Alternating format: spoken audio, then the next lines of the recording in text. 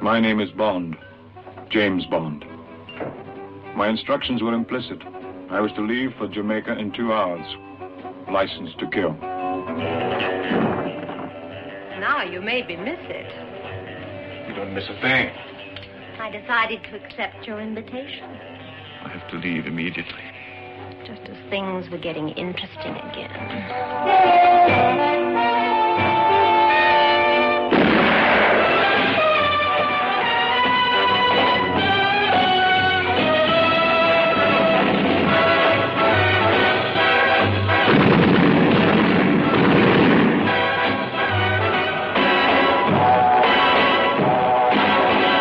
James Bond, 007. License to kill whom he pleases, where he pleases, when he pleases. From the elegant clubrooms of Mayfair to exotic island night spots. Good evening. Who pays you? You. Tell us. A strange adventure of intrigue, treachery, and love. Hello? Oh, Mr. Bond. I was thinking, why don't you collect me at my apartment? It's lovely up here in the mountains. Her directions were easy to follow, and she sent a few of her friends to make sure I didn't get lost.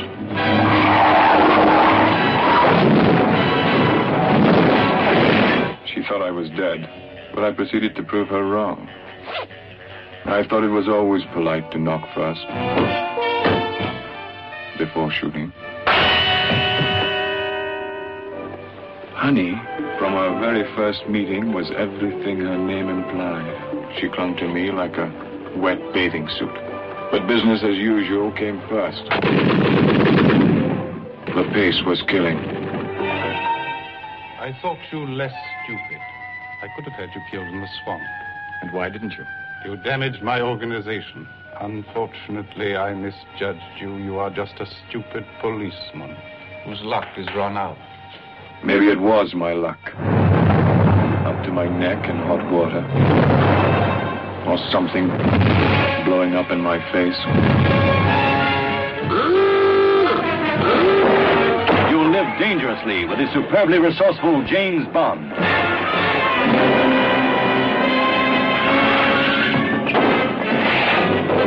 The explosive screen dramatization of the book that has entertained millions of readers. The exotic and tantalizing Dr. No.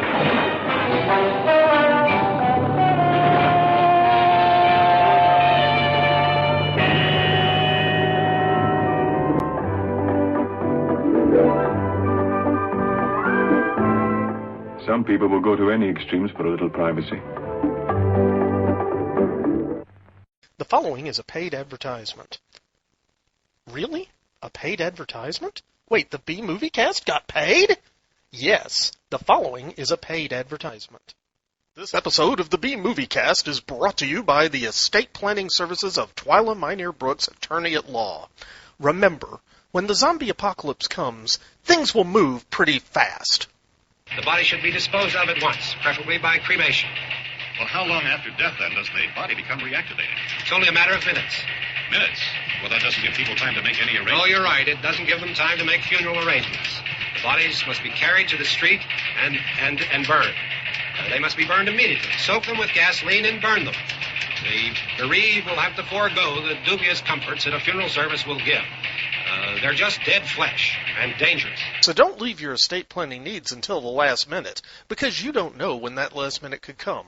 Call Twyla Minear Brooks, attorney at law, at 859-351-2294. That's 859-351-2294. Remember, when you go, you don't want people saying, "Yeah, they're dead. They're all messed up." Twyla Minear Brooks, attorney at law, is licensed for practice in the state of Kentucky. Consult your local attorney for matters outside of the state of Kentucky. Command Mark, the time will be running at X-20 seconds. Mark, 5, 4, 3, 2, 1, fire.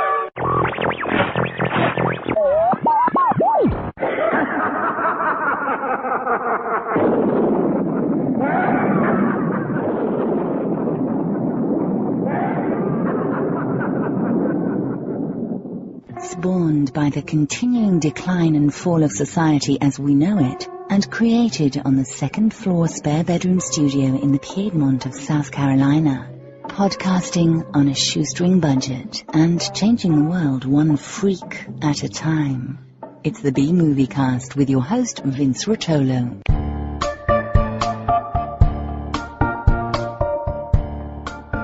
From coast to coast and worldwide via the internet, this is the B-Movie Cast, the podcast of unusual film and television. Hi, guys, and welcome back to the B-Movie Clubhouse for episode 469 of the B-Movie Cast. Before I go any farther, I want to get our contact information out of the way. We love hearing from all of you, so we have a feedback segment devoted to your comments and suggestions, and this is how you can contact us. Option 1, pick up your phone and dial 888-936-0808. This is a toll-free number and a very easy way to leave a voice message. Option 2, you can make your own MP3 file and send it in to bmoviecast@gmail.com. Or use your smartphone voice software and record a call, then just send that in as an attachment instead. Or option 3, if you're not into talking, you can just shoot us an email to bmoviecast@gmail.com. Our website is bmoviecast.com, where you can subscribe to the podcast. It's free, and there you can join us on the Facebook B-Moviecast fan page and letterbox. Also, you can play the contest by sending in your answer by email to bmoviecast@gmail.com with contest in the subject line. And check out the links while you're there, or buy a t-shirt. I currently have smalls to 4Xs. If you want to help us financially, there's a donation box you can click on as a supporter on the Lugosi, Karloff, Agar, and the infamous Xanadu level through PayPal. Also, the easiest way to donate is to click on the Amazon bar on the right side of our homepage. This Amazon link will take you to Amazon.com to make your purchase. It doesn't cost you anything, and you can still log into your personal accounts when you get there. It's completely private, so think about us before you buy online. So now, through the miracle of modern technology and thousands of miles of wire, server farms, PCs, Macs, the Internet, and duct tape, we have our co-host from Lexington, Kentucky, author, editor, screenwriter, film producer, Nic Brown. He has a new website. It is authornicbrown.com. That's authornicbrown.com. He is the author of the Werewolf for Hire book series, starting with Blood Curse. He's also selling a book in collaboration with his wife, Fiona, the B-Movie Cookbook. All of these are available on Amazon. He's produced 2 movies, Wretch and Loss Prevention. Both can be ordered on Blu-rays or DVDs through Amazon. He is also the producer of a 3rd film, the soon-to-be-released Fall of Usher. Also joining us today is a fan favorite, the extraordinary photographer and our good friend from London, Mark Mawston. His website is markmawston.com. That's MarkMawston. You can also buy his work on rockarchive.com, the world's finest print archive specializing in rock and roll imagery, featuring some of the most famous rock photographers on the planet. Mark's photographs have been featured in many of the leading titles in the music press, such as Mojo, OMM, and Music Collector. His work can also be seen in books such as I Was There, 50 Gigs That Changed the World, as well as most of the leading nationals, such as The Times, The Guardian, The Telegraph, and The Independent. His shots have appeared on CD and DVD covers and linear notes. Today's movie is the beginning of a little series we're starting that Nic likes to call B is for Bond Movie Cast. Woohoo! And joining us through this series will be the marvelous Mark Mawston, coming to us from London. So, we're starting with today's movie, Dr. No, from 1962, the first in the Bond series by Broccoli Saltzman and Eon Productions. There was an earlier Bond movie. It was a live TV presentation. It wasn't a movie, Mary. Casino Royale. It was only about 40 minutes long. Yeah, well, yeah. Vince made me watch that, I remember. 9 minutes too long. Yeah. I was going to say, it's a movie when you have Mary's attention span, though. Yeah, this is true. I actually didn't like it as much as I liked the Bond movies, which was surprising because I'm not really a big Bond person. It's probably because it's rubbish. Now, when you say you didn't like it, you mean the TV one, right? Yeah. I mean, when Peter Lorre dies and then gets up and walks off, it kind of, production values weren't really with it, to be honest. Yeah, definitely. Yeah. And anything that calls him Jimmy Bond, oh please. Yeah, that was just wrong. The famous card shop Jimmy Bond. No. Linda Christensen is about the only good thing in it. But what is great is that it's Barry Nelson, who was our chum from The Shining, the Overlook Hotel manager in The Shining. Oh. That is the man who was the first person to play James Bond.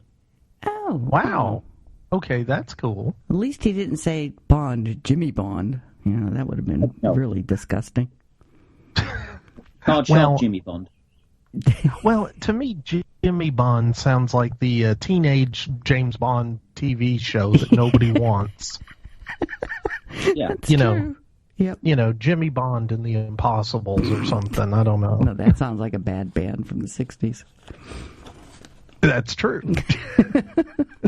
But anyway, Mary, sorry, I stopped you full flow there. So you were going to say you were talking about this not being the first because it was predated by this. Yes. But anyway, I watched it on Amazon streaming. It had really bad sound quality. Did you guys watch something other than Amazon streaming with better quality? The only place to watch a Bond movie, Mary, is on a Blu-ray because the sound quality and the picture quality are absolutely superb. Plus, you get the most brilliant extras. The Bond series is famous for its extras, and they are superb. Ooh. And you get like 2 making of documentaries on most of them. You get the stories behind the actors in there, the producers, everything. They are absolutely fantastic. You can buy the Bond set now quite cheaply. I mean, obviously, when James Bond films hit 60, like they're going to next year, they're bound to be re-releasing them on 4K and what have you. Yeah. But the place to watch any Bond film, bar the big screen, of course, is going to be, on Blu-ray. I actually saw Goldfinger in a huge, sort of beautiful sort of house just off the Strand in London, where David Arnold played music and everything, and they used the digital version of that. So you get digital presentations sometimes, and they are great to watch. And Goldfinger was fantastic because it was projected onto the back of this beautiful building. So it was pretty cool. And there was about 800 people there sitting, all having champagne and vodka martinis on blankets, watching James Bond with David Arnold doing a live set. So it was pretty cool. That's just not fair. Yeah, and then Honor Blackman and Guy Hamilton, the director, turned up and introduced it. So it was all pretty good. And because I was photographer for the event, I got to sit on the stage with the DJ, David Arnold, and watch him spin some tracks. That was all pretty good. Oh, I want your life. That's not fair. Okay, so let's take a pause for just a moment, because one of the reasons, other than the fact that Mark Mawston is just Bond crazy, that we've got him on as our co-host is that you have done a lot of work with the official Bond promotion group. Is that right? Well, with the Bond people, full stop. I was consultant on the 50 Years of James Bond documentary along with my friend Matthew Field.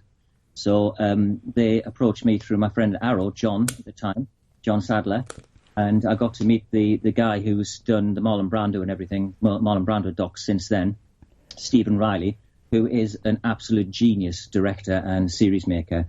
And we sat for 6 months in a pub on a Tuesday and a Thursday, sort of discussing with him who were the best people to interview, what to say to them, all that kind of stuff. Wow.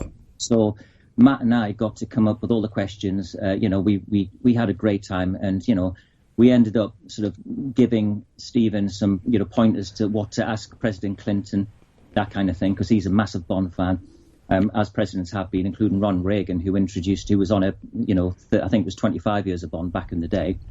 So yeah, it was great, and we got sort of the premiere. It was a marvelous time. So it was obviously Skyfall was coming out. So it was basically the 50th anniversary of Bond, 2012, and we had the best time.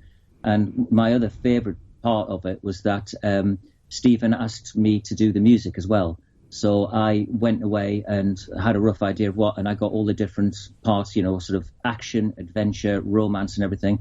And I spent geekdom sort of going through all of my Bond collection, digging them all out with what pieces of music. And then it was amazing because when I actually saw the the final cut of the documentary, there were some pieces of music which ran in order of when I'd supplied them, so I was very happy about that. And he gave me, myself and Matt, a lovely credit very early on in the title. So it was as a Bond geek, it was one of the greatest thrills of my life to sit there surrounded by all the Bond girls. I took Emma along, and in that week, so we had the Skyfall premiere, which Emma and I went to with John Landis and all the Bond people and all of our friends, which was brilliant. We had this one, which was incredible, and we also had the Ray Harryhausen documentary. So and my friends, he made a film about a Russian ballerina. So for the first time in my life, and probably the only time, my name was on the credits in 3 different cinemas in the Odeon Leicester Square area in Leicester Square, in 3 different films. So I had the credit consultant on the Ray Harryhausen documentary, on the James Bond documentary, and on my friend's film as stills photographer. So it was a very, very exciting time. Wow. But I've literally grown up just adoring Bond. Ever since I first saw Dr. No after a bath as a kid, it was the coolest thing. They used to put Bond films on, and they were a big event at the time. I mean, now they're shown to a penny every other week, but then they were a proper event, normally shown on bank holidays and Christmases and what have you. And I saw Diamonds Are Forever, which strangely enough is one of my least favourite movies now, but it completely changed my life, and I became an absolute Bond obsessive, cut everything out, and then through the years, just used my knowledge that I built up of Bond, to my favour. I got to meet all the people behind it, became, obviously, through Bond stars, Roger Moore's photographer for all his book launches. So I spent many lovely times with Roger Moore, with him telling stories about Tony Curtis and the Persuaders and how, spliffed up he was. And he was just a lovely man. But to think that, as a kid, that I'd be there all those years later, going to Pinewood Studios and meeting all the guys who made all the movies and everything. I mean, I'll tell you a story as we go along, because obviously I've never been short of a story, but when it comes to Bond, an awful lot of stories. We'll keep them for different casts. I believe we're going to do a few, aren't we, Nick? We're going to do this one. We're probably going to do View to a Kill, which is always left out, which I truly adore, and it never gets the love it's given. And Majesty's Service of Christmas, aren't we? Something like that. That is exactly the plan, and I will go ahead and tell you, I kind of agree with you on A View to a Kill, and I do have a soft spot for that film because that was one of the Bond films I got to see in the cinema. So yeah. I didn't get to see every Bond film in the cinema, but I did see View to a Kill. Plus, it is the only James Bond film that has an awesome Duran Duran video that goes with it. And I'm sorry, the Duran Duran music video is just that. If you watch that, that is the 80s in a box right there. Yeah. Yeah. It's Bon Simon Le Bon. Genius. The whole soundtrack is genius. What was the name? We'll get to it. What was the name of the documentary that you did? It's called Everything or Nothing, 50 Years of James Bond. Everything or Nothing.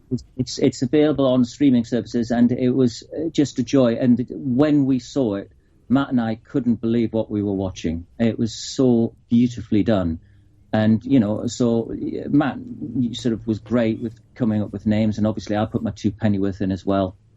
And he went away and interviewed these people. And then I was the only person who either wasn't working on a movie or not a James Bond. They got every James Bond to talk about their time as James Bond, bar Sean Connery, who never talks about James Bond, as we know. But they used they saw some fantastic interviews. So I went through into my loft. I'm sure Matt did as well, but I literally spent weeks digging through all of the stuff I'd had since I was about 14 or 15, gave them all to Stephen, and because these things were recorded at the time and probably don't exist, and I had VHSs of all of these things from back in the day, supplied them. He then remastered them, got the rights to use them, and what have you, and then put them in the documentary. Wow. But he also opened up the film by it's the most amazing. I'm not going to spoil it for anyone, but the opening 25 seconds of that documentary are so beautifully done, you can't believe what you're watching. The one great thing, and that we came up with the idea, I'm sure he would have thought about it anyway, but I had the idea of coming up with putting all of the James Bonds walking through the gun barrel at the beginning, which is what ended up happening. But what happened after that was superb. and I won't spoil it for anyone. I recommend that you watch it, but it's not so much about the movies, although it is, most of it, half of it is. It's about Ian Fleming, the story behind the novels, and specifically about Cubby Broccoli and Harry Saltzman. So it's a story about the family and how they got together, and some of the stories are heartbreaking. It's easily the best, and it's not because I had anything to do with it at all. It's Stephen's film, but it is the best James Bond documentary ever made, full stop. And I don't know if anyone will ever disagree with that from the Bond fraternity. It's superb, and he did a brilliant job. It's from Passion Films. It's incredible. Wow. And I think you could get it at one time. Released when Skyfall came out, when it came out in the box set. I think they put it in as an extra disc. I can't remember now. You could buy it. It's on DVD and Blu-ray, I think. It might not even be on Blu-ray, but it's definitely on DVD. Wow. I'd strongly recommend anyone, if you're a Bond fan, that's the doc to watch. It's amazing, absolutely amazing. And then to sit there and watch it, surrounded. I had Madeline Smith and Honor Blackman and Cara Monroe and everything on our sort of row with my wife. And then sit and watching him come up, within a few minutes, a few of the titles coming up. I just thought, wow, it was the biggest Bond thriller of my life. I think it was so great. And, it was so well received and got 4 or 5 stars in every review. So It was great. I'm going to have to watch that. Catch up on my Bond stuff. And just as a quick note, Mark, and for the listeners, it is available on Amazon streaming for rental or purchase. So I didn't find it, because while you were talking about it, when you said about it, you didn't know where it was available. I decided to go ahead and just take a quick look, and so far the best place I've found is Amazon streaming. I haven't seen it by itself in any discs. I'm sure that it's out there as part of one of those collections, but we'll see what else we can find. But if the listeners are interested, it is available at least in the U.S. on Amazon streaming. So I'm not sure if it's available in other countries that way, though. Okay, I did read somewhere where it wasn't Sean Connery in the barrel in this movie. No, that's Bob Simmons. Yeah. Bob Simmons is the stuntman who's the guy who basically doubled Connery on nearly everything, right through all the early Bond films. So the first person you see on the official series is Bob Simmons. So, and it was Bob Simmons all the way through, right up until Thunderball. Oh. Thunderball was the first gun barrel Sean Connery did. Oh, okay. That's why he's got the hat on. So everyone thinks it's because Connery wore a hat. It's not. It's because they wanted to try and shield Bob Simmons' face a bit. So when he comes in from left to right, that's Bob Simmons. Okay. Okay. Is he the one that came up with the gun barrel thing, or was that somebody else? Who came up with that shot through the gun barrel? That is an incredible, iconic shot. Nobody knows. Okay, never mind. Sorry? Who came up with that no, I'm just shot? Saying one. That's why Morris Bindon. Mary. What? Are we still on this? Yeah. Yes. I'm just in. We're here. Okay, Morris Binder is the guy who came up with that, Mary. Okay, thank you. And he is an absolute genius. He's up there with Saul Bass as one of the great ever title, designers. And he actually got a pinhole camera, and that is actually the gun barrel itself, a real gun barrel. And he came up with that idea, and then obviously the blood coming. Now, as a kid, and I'm sure I wasn't alone in this, for years when I first saw the James Bond films, I thought that was someone's eye. I had no idea it was supposed to be a gun barrel. So when I first saw the Bond films, that's what I thought it was. And then the eye was shot, and that was the person dying. But the gun barrel was genius. But the whole of Dr. No's titles, we might as well touch on them now because it's at the beginning, are fantastic. They're done with price stickers that he got from a shop, believe it or not. So all of those are like stop motion going down. That's how cheap this movie was made. The whole movie cost $1 million. That's it for the whole thing, including sets, actors, everything. And so the wonderful circles and everything that you see at the beginning on the titles are actually price stickers from a shop. What? That is brilliant. That is absolutely brilliant. Wow. And it's funny because you were saying about how cheaply the film was made, and I was reading that when the studios or excuse me, when the studio was looking at it, I think they needed another $100,000 to finish it. And the studio was really balking because they were pretty sure this movie wasn't going to make its money back. And so they were like, oh, I don't know, but they got it. Wow. And yeah, and good for them that they got it, because this kind of put United Artists really on the map when you get down to it. Yeah. Yeah, when they first showed, they showed it at 10 o'clock in the morning to the execs, and the execs turned around and said, right, well, it's lunchtime now. At least we're not going to lose much money on this because it cost $1 million. So, we should make that back on the drive-ins.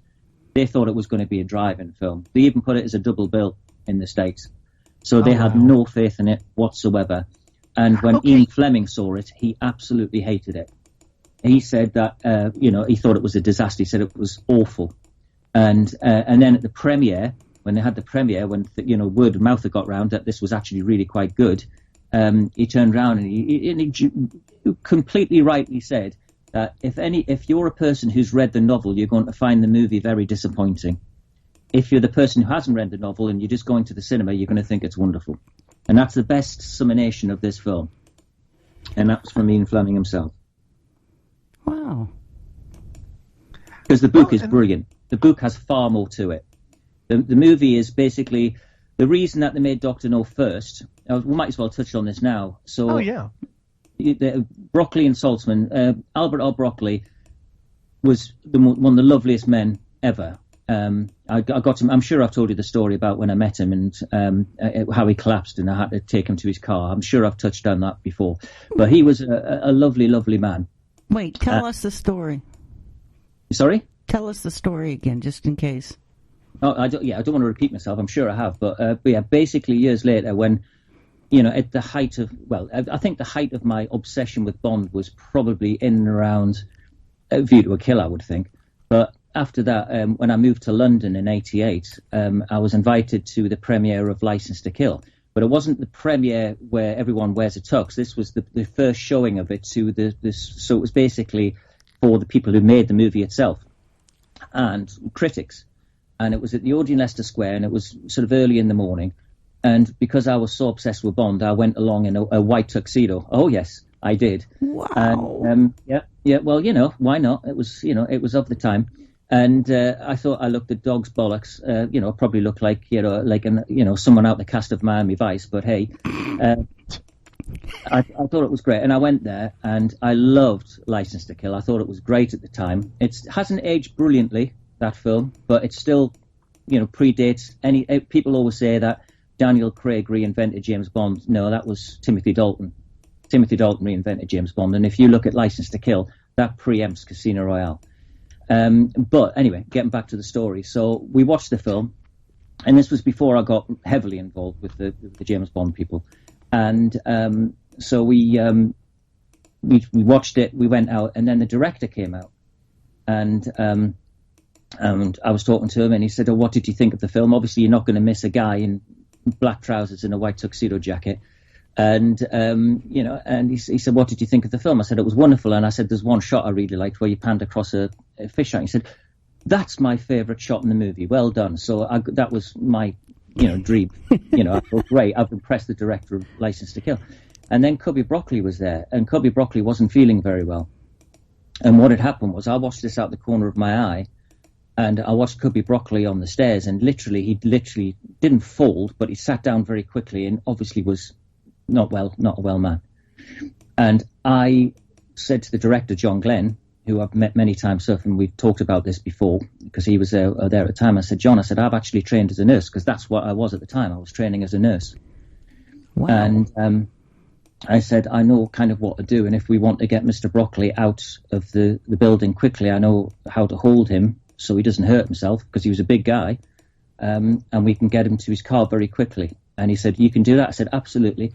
So I walked across there, and I said, not the way I ever thought I'd meet Cubby Broccoli, but it was an incredibly memorable moment.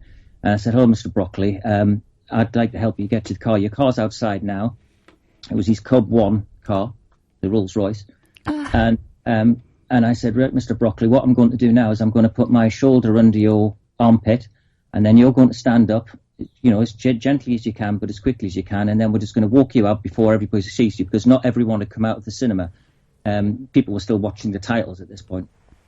And so Cubby got up, and he's quite a heavy man, and I walked him to his Rolls Royce with the helpers, and then I put him in his Rolls Royce, and I said, "Thank you, Mr. Broccoli, for everything you've given us." And he said, "Wait there." So, "What's your name?" I said, "Mark." And I was holding my brochure, and he grabbed my brochure, which I've still got now, and he said, "Thank you for all your help, Mark, Cubby Broccoli." What a wonderful man. I mean, even when he was ill, he still managed to do that. Wow. He was a cool guy. Lovely man. And I met through this documentary, I met his son and his daughter, who sadly passed away recently, and Emma got on like a house on fire with his daughter, with Harry Saltzman's daughter, I should say. So it was great. But obviously you've got Barbara Broccoli, who's taken over the franchise, and Michael J. Wilson, who was his stepson. So they've carried it on brilliantly. But Emma got incredibly well with the other partner, Harry Saltzman's daughter, and Stephen Saltzman. And even up to a point where I think Emma was trying to get her a Liberty dress that she could wear for the Skyfall premiere, because the Skyfall premiere was the week later.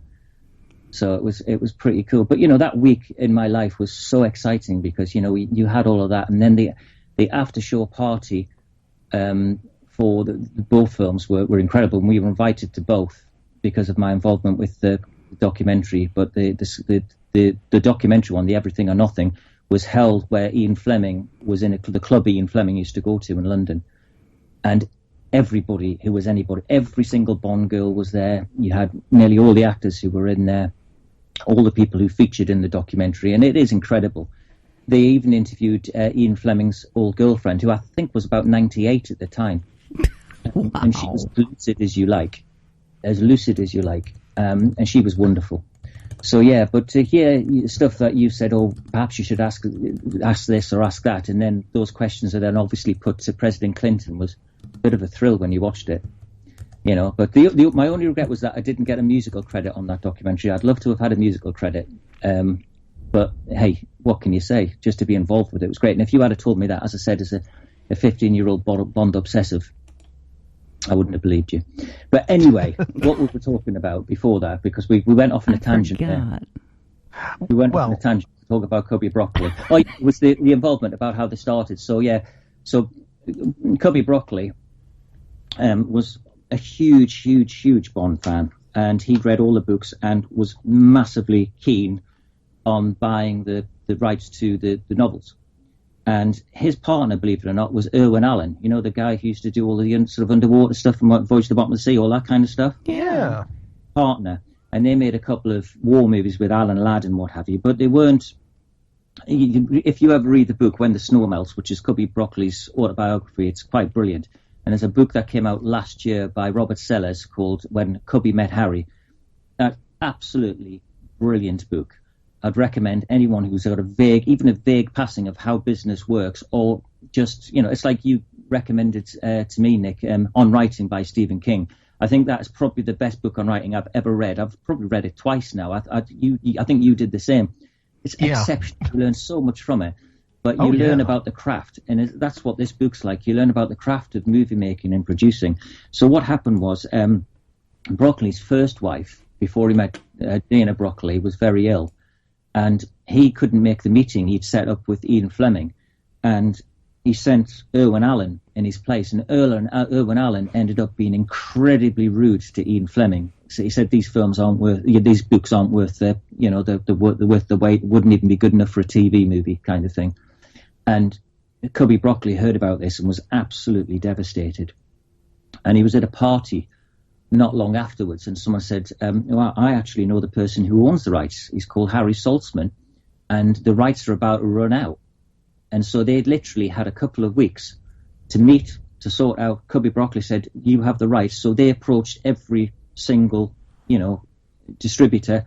No one showed any interest. They finally went to United Artists and David Pickard, who was a genius at spotting talent, and basically said, okay, what would you need for the first movie? And they said $1 million. And he said, right, okay, we'll sign it. So they signed it off there, and then obviously, the rest is history, quite literally. And what was great about was the absolute confidence that these people had in the franchise, because like the spaghetti westerns, I think only the spaghetti westerns, the Fistful of Dollars, a few dollars more, and the Bond films will only ever have the optimism to say the first of its kind, certainly not the last. And when they publicised Dr. No, it said the first James Bond film, knowing what they had on their hands, because the books were incredibly popular, and as luck would have it, obviously President Kennedy had said that From Russia with Love was one of his all-time favourite books. That was the key. So when President Kennedy said that he loved From Russia with Love, the Bond franchise and its worth went up tenfold. So they were incredibly lucky. So their best PR person in Bond history was JFK, by saying that From Russia with Love was one of his favourite novels. So it's great. The reason that they made Dr. No first was because Ian Fleming had got into he was basically going to court with Jack Whittington and Kevin McClory, because he'd written a screenplay called Commander James Bond of the West Indies, and basically this was going to be a TV program, and so he'd written it with Kevin McClory, and it didn't get made, was left to one side, and then Fleming released the story that they'd come up with about NATO bombs being stolen and everything as Thunderball. And then Kevin McClory and Jack Wyndham had then taken Fleming to court and were basically going to sue him. And so they did that. It was found in their favour. Basically, it was the court case that killed Fleming. Fleming died incredibly early, and he died in 1964. But, this thing had basically finished him off. This whole court case had finished him off.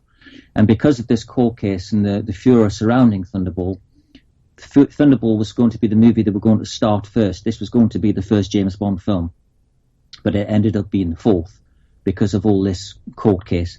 So they looked at the novels and they said, what is going to be the cheapest one to make, which has got the least locations, which has got the least sets? And they looked at it and thought, well, Dr. No really only starts in London and then goes to Jamaica. And Jamaica, obviously, at the time was a British colony. So tax reasons and everything else, it was a good place to film. So they said, right, okay, we'll make Dr. No first because that's going to be the cheapest to make because there's only 2 locations. We only need the grand finale set, basically. The rest of the sets are small, and we're going to be filming in Jamaica itself on location. So it's going to be the cheapest to make, so we'll make Dr. No first. And that's how that all came around. So, United Artists were genius in spotting the fact that, Broccoli and Saltzman were the right people at the right time. And they were brilliant producers. And, they were the guys to start this franchise off. And obviously, from Dr. No, it still, is going on today with No Time to Die. It's quite incredible. Mm-hmm. Yeah. Well, and, I think it was interesting because I did a little reading on the history of how Dr. No got made and why it was first. And one of the other things, Jamaica, as you said, it was a British, colony, or it was extremely affiliated to Britain at that point. And just before the film's release in October, it was, I think, in August of 1962, was when Jamaica actually became independent. That's right. It was 2 months before the November premiere. Right. And it was also, Dr. No was the first feature film to be fully shot there. So that was kind of a big deal. And, I think that is one of the reasons that the film was successful.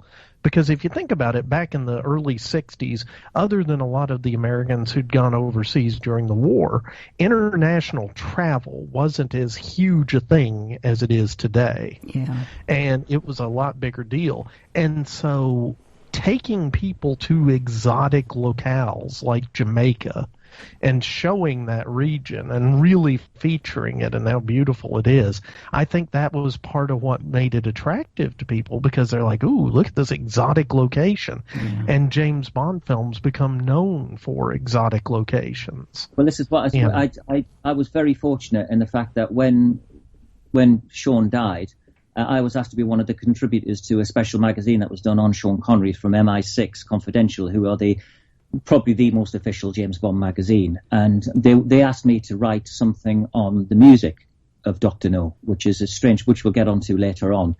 But so I wrote this big piece on, Connery, who started off in stage, as we know, and we know the Connery story. If you're going to be smart, be smarter. You know that? That was a good story. Well, there you go.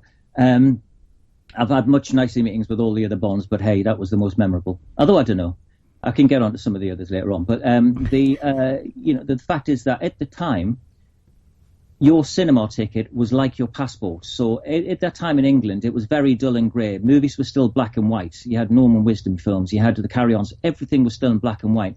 Your cinema ticket was your passport to the technicolor climes of Jamaica, which is what I've said in this piece in this MI6 magazine.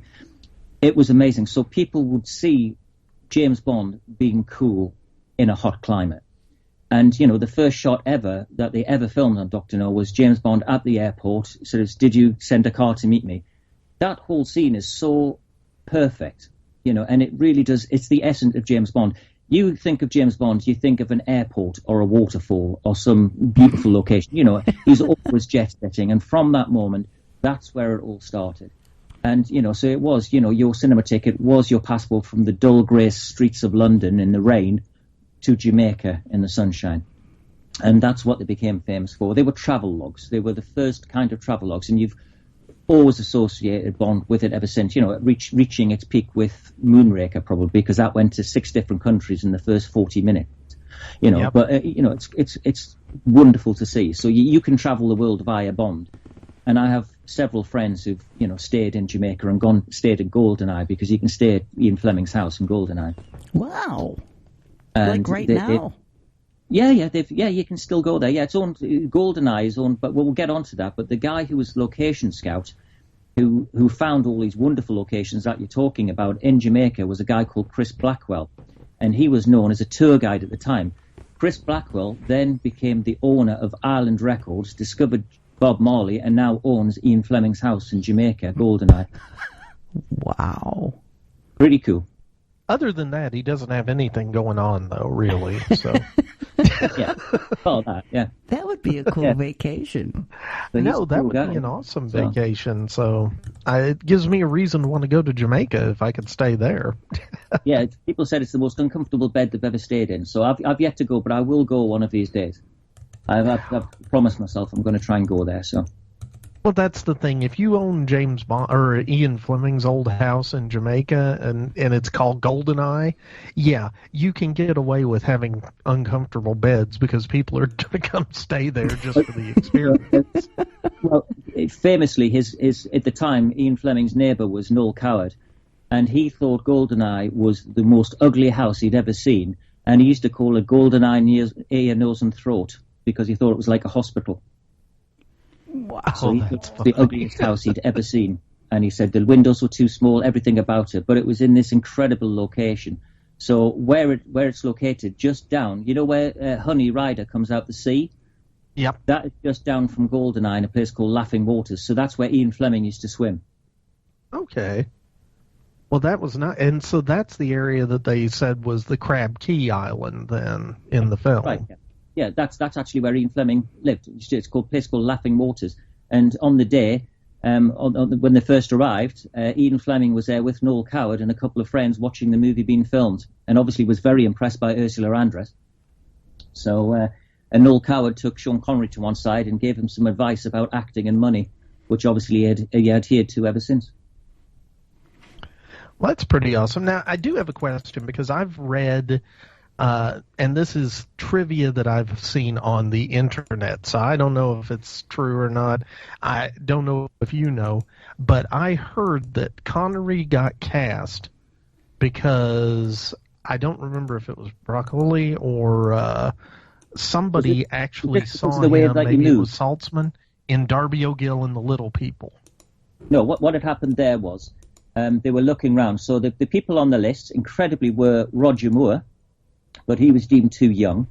Patrick McGowan, who would have been, you know, interesting, but not quite Bond. But they had people like David Niven and stuff like that. So they got someone had said that there's this guy in this movie. There was a comedy called On the Fiddle, and it's really not a very good film. But people had seen that and noticed Sean Connery.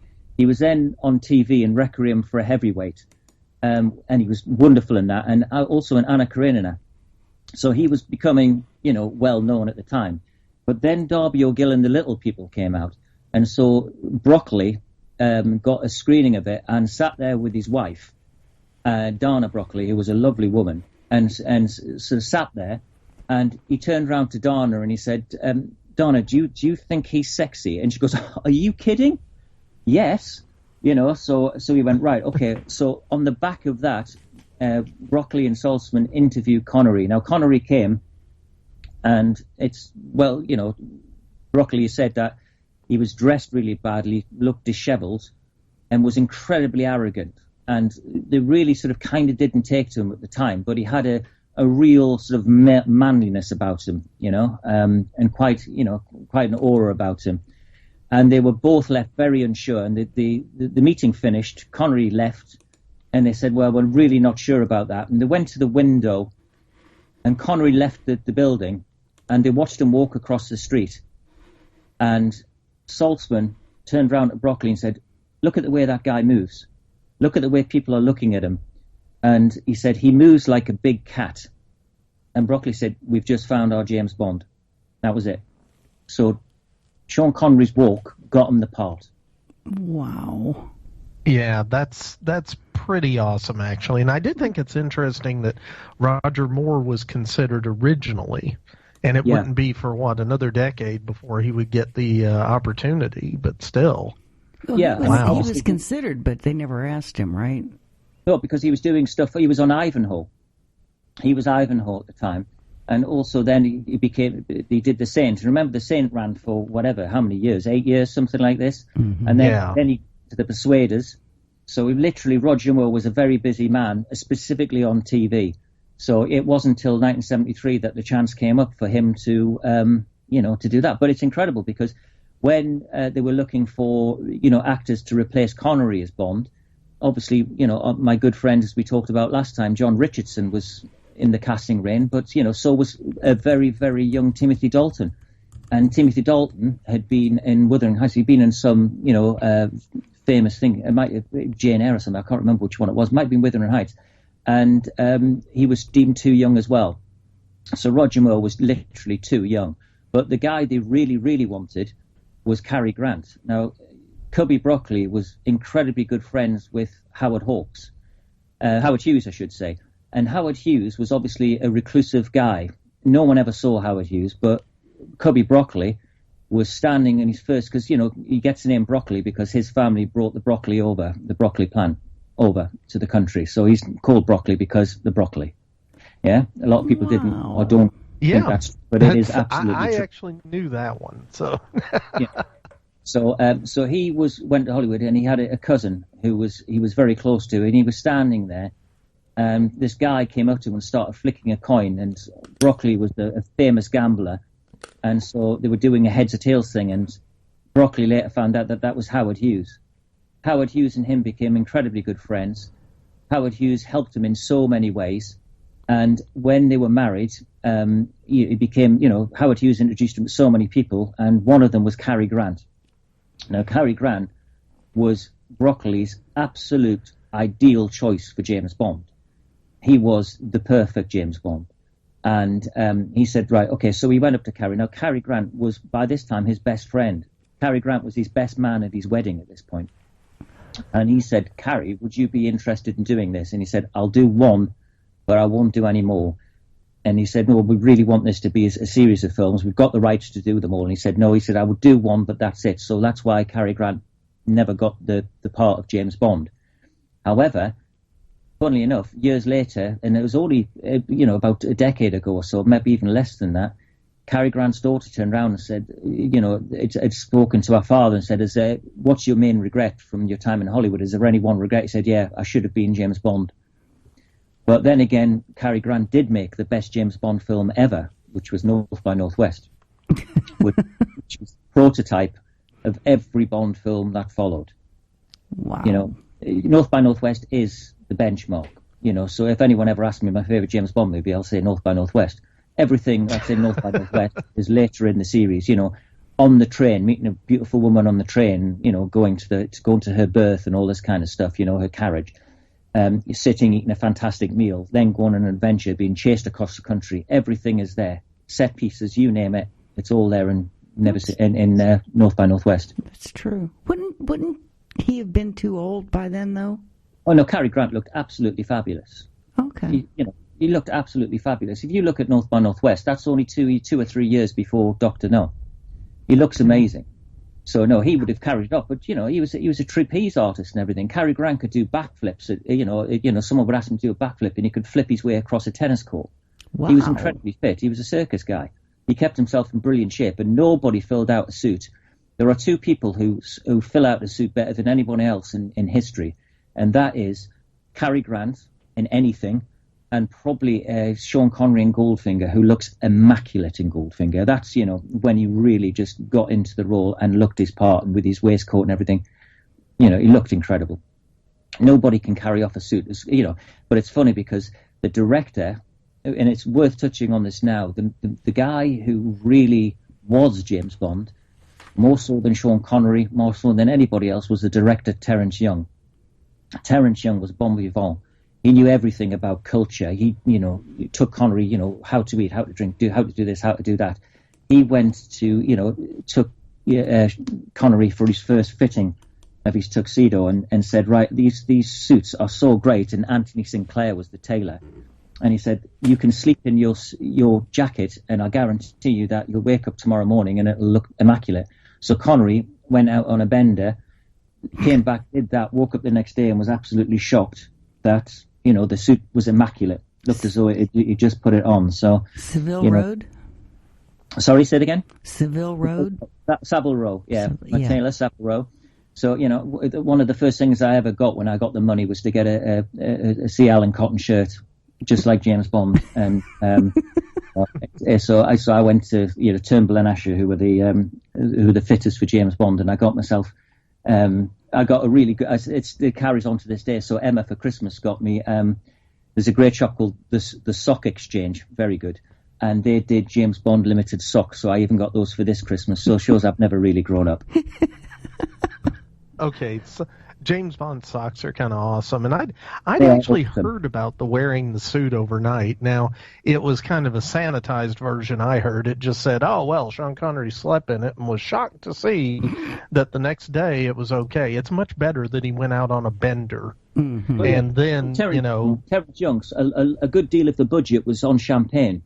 So if you watch the makings of Terence Young is James Bond, he's very like Fleming himself. And he would be there on a speedboat trying to film stuff with a glass of champagne, always on the go. And I asked Martine Beswick about this, and she said Terence Young was James Bond. He was amazing. So he was the guy. And if you watch the 25 years of Bond doc, he comes across, and Connery won't back up many people at all. He didn't really talk about, he really didn't get on well with Saltzman. I think he got on slightly better with Broccoli, but he wasn't too pleasant about him until, obviously, when Broccoli died, then Connery spoke to him. And funnily enough, in that doc, in the Everything or Nothing doc, that's the first time that Barbara Broccoli talks about that, and she talks about the fact that her father was dying and Sean Connery phoned Cubby up. And she goes, it meant the world to him. And I won't say what he said, but it's enough to break out. There were 2 or 3 moments in that documentary where Saltzman basically lost everything. Yeah, he had to sell the Bond franchise. He wouldn't sell it to Cubby because they'd fallen out. He literally fell on hard times. He'd invested so badly, had to sell all of his diamonds and everything. And his wife had turned around, and she turned around to Cubby and he said, I'm really sorry. They bought her this amazing ring. And he said, I'm going to have to sell your ring because we're so broke. And she goes, well, darling, diamonds aren't forever. It's that kind of thing that came out in this documentary. And the whole documentary is like that. And when I saw it, I couldn't believe what I was watching. I mean, Stephen Riley did the most incredible job. So, that's just touching on it. But yeah, so go and see that, go and check it out. It's great. Yeah, I know what I'm going to do this afternoon. Yeah. And look, my name in the titles, hurrah. No, it was a thrill. But yeah, you're right. So but Terence Young was the guy, and Connery will always spoke so highly. Well, who was it that took Connery around after they hired him and taught him how to be? Terence Young. Oh, it was? Okay, took him to all the restaurants and all the high. Took him to all the places, to to show him, basically introduced him to everything. Yeah. Wow. He sort of, he made, from a rough diamond became, Connery's perfect. And the fact is that, everybody thought that Connery was a terrible piece of casting. He was a coffin polisher, and a milkman, and that's what he had been, it's quite incredible. And everyone thought he's not James Bond. Fleming was appalled when he found out. He said, there's a bodybuilder who's been given the part. And of course Connery was in Mr. Universe. He was Mr. Scotland. And he became runner-up. He did quite well. He was a big guy, Big Tam, they used to call him. So he'd done all of this, and then had gone into movies, and then obviously the chorus line for South Pacific, and that's how he'd started. But when Fleming found out that Connery had been, he said, bodybuilder, it's just awful. And then was so impressed with what Connery had done with the part. And when he met him, Connery said that, Fleming was an incredibly intelligent and interesting man, but a terrible snob. Fleming had turned around and said Connery was great and he really liked him. And so much so that Ian Fleming changed the background of, he never really went into Bond look. If you read the books, he bar a scar and a flick of a comma of hair falling over his right eyebrow. He doesn't really describe how James Bond looks. That's down to you. He says he looks a bit like Hoagie Carmichael, but he doesn't really go into huge amounts of detail. That was left to the reader. But when he saw Connery as Bond, he then wrote On Her Majesty's Secret Service, which is probably the best novel he ever wrote on Bond. And he gave Bond a Scottish background, which is based on Connery. And even Teresa, who we'll get onto when we do that, was actually given the physical features of Ursula Andress in the book. So it's quite interesting. So obviously they'd made a huge impression on Fleming, who'd obviously seen that terrible thing that the Casino Royale that had been made for CBS, and he'd seen the way it could have gone. And although he said that he wasn't a fan of the first movie, From Russia with Love was incredibly close to his book, so he was a bigger fan of that. But obviously he died before seeing Goldfinger, which is incredibly sad. Yeah, didn't he only saw like 2 of the movies before he died? From Russia with Love, yeah. He went on location. He went across to watch the filming on From Russia with Love. Oh, that's cool. Which is the second one? Yeah, that's the second one. And that's one I really like From Russia with Love, and I think that one was much more. I think Dr. No introduces the James Bond character, but From Russia with Love is really what fleshes him out well for the movie series. James in the novels, James Bond Fleming had killed James Bond off in From Russia with Love, and the novel finished it off where James Bond fell to the wine red floor and the carpet, and he was dead because he'd been poisoned by Rosa Klebb. So that's how he died. But then just like Sherlock Holmes, people said you can't kill off James Bond. He's so great. You can't. It's a wonderful character. So Fleming was persuaded to write Dr. No. So Dr. No was the follow-on book from Russia with Love. So in the beginning, where he said in the film, when he said your gun failed you last time, and it could have cost you your life type of thing, that was all based on the book of From Russia with Love, because that's what happened in the book. His Beretta had stalled and he couldn't shoot off, and therefore he was poisoned. So that's reference to the book. So it was done in reverse order. So Dr. No was the first film, but in fact Dr. No was after From Russia with Love in the novels. And if you haven't read the novels, honestly, they're so different and so great. I mean, a lot of people sort of, and I agree. I think the Majesty's Secret Service may be the best. From Russia with Love is a close second, and Live and Let Die is amazing. So they're the 3 novels. But my favourite, and the reason I became such a Bondophile, was because the first book I really fully read and got into was Dr. No. So it's the first book, not one book, but the first book I ever really read was Dr. No. Wow. I adored it. I absolutely adored it. I thought it was amazing. And, it's so different. And it's very much of its time. You can't go into this, because obviously the language is different now. And the way and the depiction of women is a lot different to what it was in the 50s and the colonies and everything like this. You have to read it, not through rose-tinted glasses, but as it was written in the times and the way the times were. But it's amazing because in the book, I'll give you an example. There's in the movie, there's the famous tarantula scene, which we'll get onto.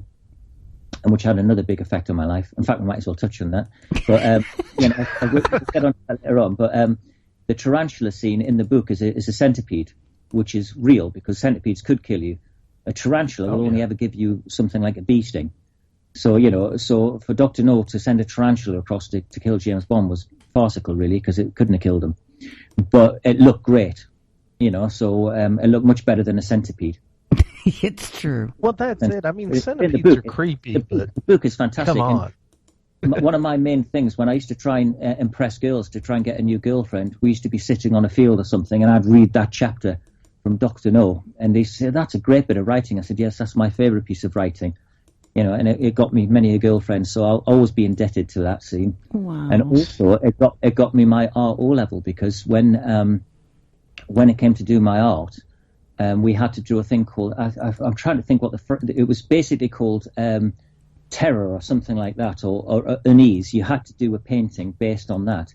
And I chose the scene from Dr. No, which was the tarantula crawling up Connery's arm.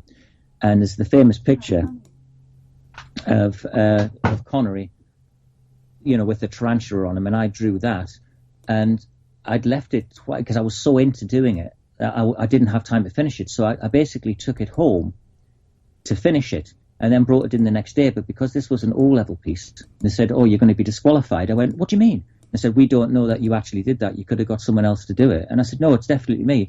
So I had to repaint part of the movie, part of the whole thing again. I had to mix all the paints and redo it sitting in front of my teacher. And I redid the whole thing. Oh, wow. Passed my exam. And he said, "Yeah, okay, definitely you've passed it." And so they used to keep pictures in the arts studio's wall at the school. And mine stayed up for many years, so much so that my sister, who's 7 years my junior, when she started that school, it was still up on the wall. Cool. And she remembered it. And she said, "My brother drew that picture." And he said, "What, Mawston? You're not Mark Mawston's sister, are you?" And she went, "Yes." He went, "Oh my, get to the back of the class." So she hated me.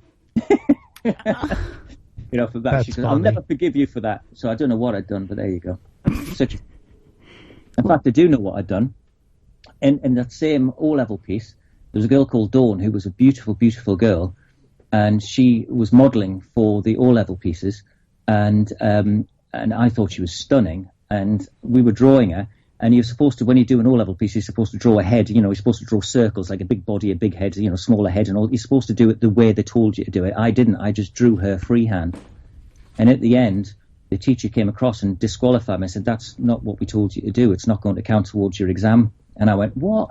And she goes, "That's the only one I really like." So I ended up going out with her on the back of it. So that was all right.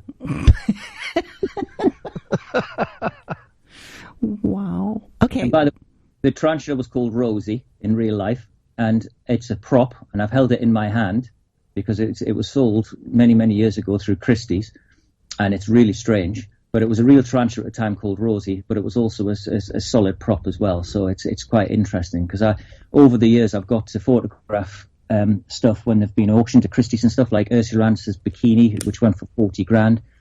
And one of my first ever photography assignments, which is one that I set up myself, was to go and photograph all the stuff. And they had it at Stoke Porges, which is where the film Goldfinger, and all the money pennies were there. So Lewis Maxwell was there, and Samantha Bond at the time, who was the current money penny, and all the sort of Bond stars were there, and they had Pierce Brosnan's suit and everything. And they had Rosa Klebb's shoes with where the sort of the dagger comes out and everything like that. And so I was taking all these pictures, and I got to meet, Lewis Maxwell and stuff like that, and got to go on in one of the cars. It was great. Wow. Okay, Mary, I think we're going to make a drinking game out of this podcast. And the drinking game is going to be take a shot every time Mary goes, "Wow." I'm sorry, I will stop doing that. The stories are amazing. It's like funny. No, Mark has. Mark, I was going to tell you more. The best stories about this stuff. Okay, explain one thing to me, because I'm stupid. What's an O-level? An O-level is what you get when you're 16. So basically, it's like you guys pass out of university, you get a doctorate or whatever it is. Yeah, when you come out of university, we get O-levels and A-levels. So your O-levels are your ordinary level, and then your A-levels are your advanced level. And that's still when you're in high school? You take those when you're at high school, okay. and then they then count towards you getting a job or what have you. Oh, okay. Thank you. So Rosie the Tarantula helped me get my O-level art, which I was very pleased with. Wasn't Sean Connery scared to death of spiders? Yeah, he's terrified. So again, that was Bob Simmons. So the guy who was in the gun barrel, that was Bob Simmons as well. And if you watch the movie very carefully, the bit where Connery's looking down and the sweat's on him, that's all real. He was absolutely terrified. But if you look very carefully, you'll see that there's a pane of glass. Yeah. And it's down on Connery's, the top of his arm, and you can see it actually squashing down.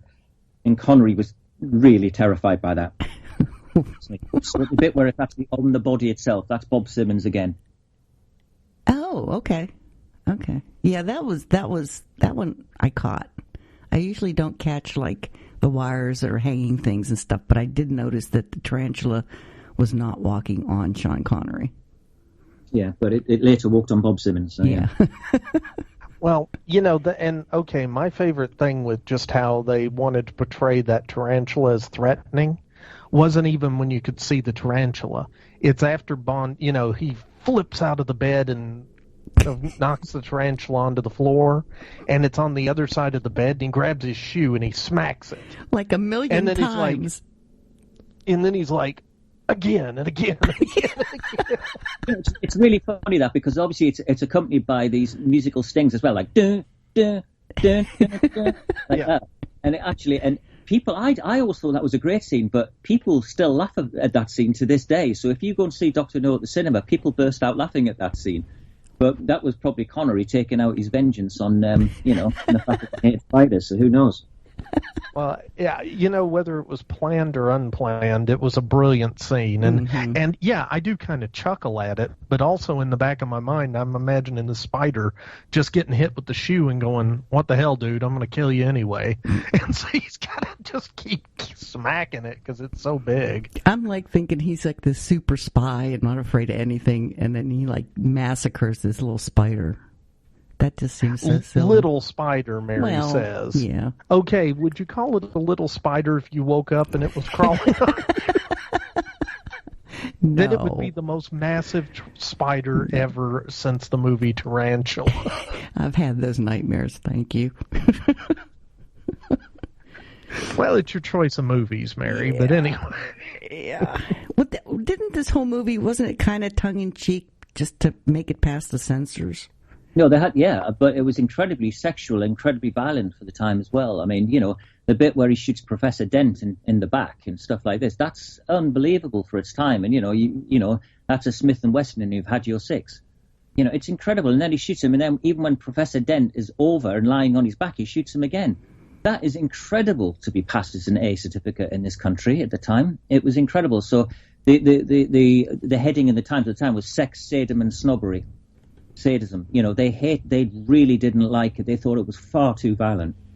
Wow. So it was amazing that it passed what it did, but everything was very tongue-in-cheek. I mean, you've got some really graphic pieces of violence when Miss Carroll smashes her bulb from the camera and puts it across Coral's face. That's horrendous. But of course, that could never have happened because those had plastic coatings on them, so you could never do that with those. So a bit of artistic license there. Well, there was a lot of artistic license in this movie, but and the fact that Quarrel, he gets a handful of blood, but he never has a mark on him the next day when he goes out to grab tea. I know. Well, he just heals really fast. Obviously, he does. It's all that. I like to think that he didn't even burn up. I think he heals so fast. He was just like up and out the next day. Yeah, I felt bad about that one.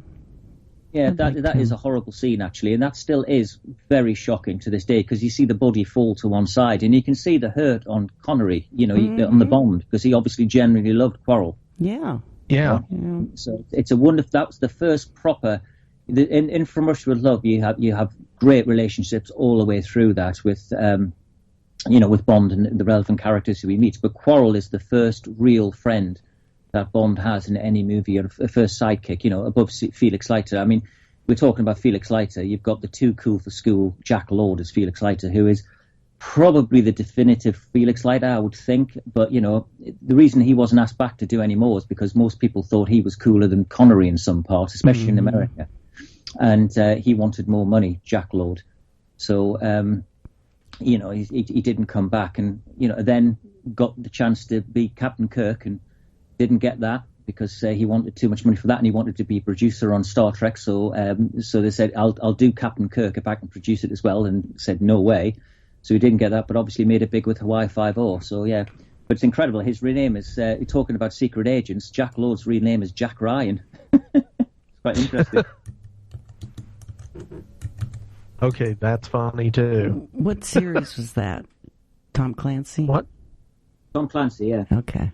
Yeah, it's been a whole series of movies. I mean, obviously a series of books, and now there's like an Amazon original show too. So yeah, there's Jack Ryan gets around too. But it's interesting. You're talking about the sadism stuff. These first two movies are definitely the only two, but bar when you get to perhaps License to Kill and Casino Royale, where you have the hard-edged Bond. By the time it got to Goldfinger, these had all been very much ironed out, and everything was very smooth, and there was a flippant line here, and rather than shoot someone in the back, you'd shoot him with a harpoon and say he got the point. Everything was a bit of a joke by the time it got to Thunderball, and by the time it got to Goldfinger. But they looked beautiful, and as I said, Connery really hit his stride with Goldfinger. But the first two are very close to the feel of Fleming, and as Kirby Broccoli said, Connery had just the right level of threat. You weren't quite sure about him, and you could believe when he hit someone. It's like when you watch Roger Moore in Man with the Golden Gun do the kung fu, you just think those girls would knock him over. But when Connery is there, if he hits someone, he's going to go flat. That person's going to be flat on their back. You believe that threat, and there's that lovely sort of hard-edged threat and malice to the first couple of movies, where you think that Connery is a bit of a dark horse. He's one of the first anti-heroes in the same way Clint Eastwood was in The Man with No Name. He's the anti-hero. Yeah, because that's the thing. Up to that point, you go back. I'm going back to the scene where he shoots Dent, and he kind of let Dent go for that gun, was my thought, because he was just kind of wanting an excuse to shoot him more than anything, it feels like. But the fact that he did come over, shoot him again, that's something you wouldn't have seen in a lot of movies, and it did kind of set that hard edge. And I always liked Timothy Dalton as Bond. And one of the reasons was I grew up, the first Bond film I ever saw was Moonraker. And I saw all the Bond films in the cinema after that. But so Roger Moore kind of set the tone for me for Bond. And then I went back and watched the Sean Connery Bond films. But I was like, well, those are the older Bond films. So I think this is what, in my mind, Roger Moore was more what Bond had become. And then I saw, License to Kill. Was it License to Kill? Yeah, or Living Daylights, the first one. The Living Daylights. Yeah, and just watching Timothy Dalton in that, wow, he was really a badass. And I'd always thought, it's kind of like you said, it was very tongue-in-cheek after those first two films, and all of a sudden the tongue-in-cheek was gone. It was just, hey, I'm a killer, and that's what I do for a living. That's what being a 00 is I'm a professional killer, and, I don't make any bones about it. So... Well, it's interesting. Anytime the franchise is in trouble or the need to change with the times, they always go back to the Fleming novels. They did that with, obviously, The Living Daylights. Even though The Living Daylights was actually written for Roger Moore, which you find hard to believe now, Timothy Dalton read the Bond books and literally was the definitive James Bond. He even smoked. He looked like Bond. He was the right age.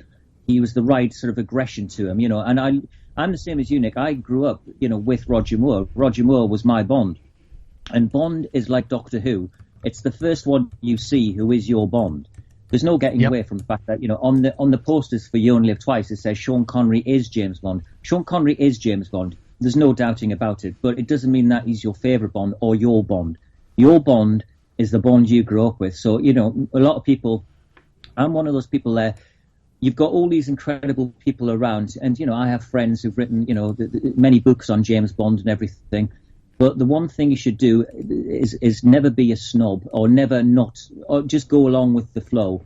A lot of people will say, you know, From Russia with Love's the best, or this, that, and the other, because that's what they want people to believe, that they are very serious about Bond and what have you. You should always just be honest, you know. And I know for a fact that, you know, I've sat around with all these Bond aficionados and told them my favourite Bond movies, and they've been absolutely stunned.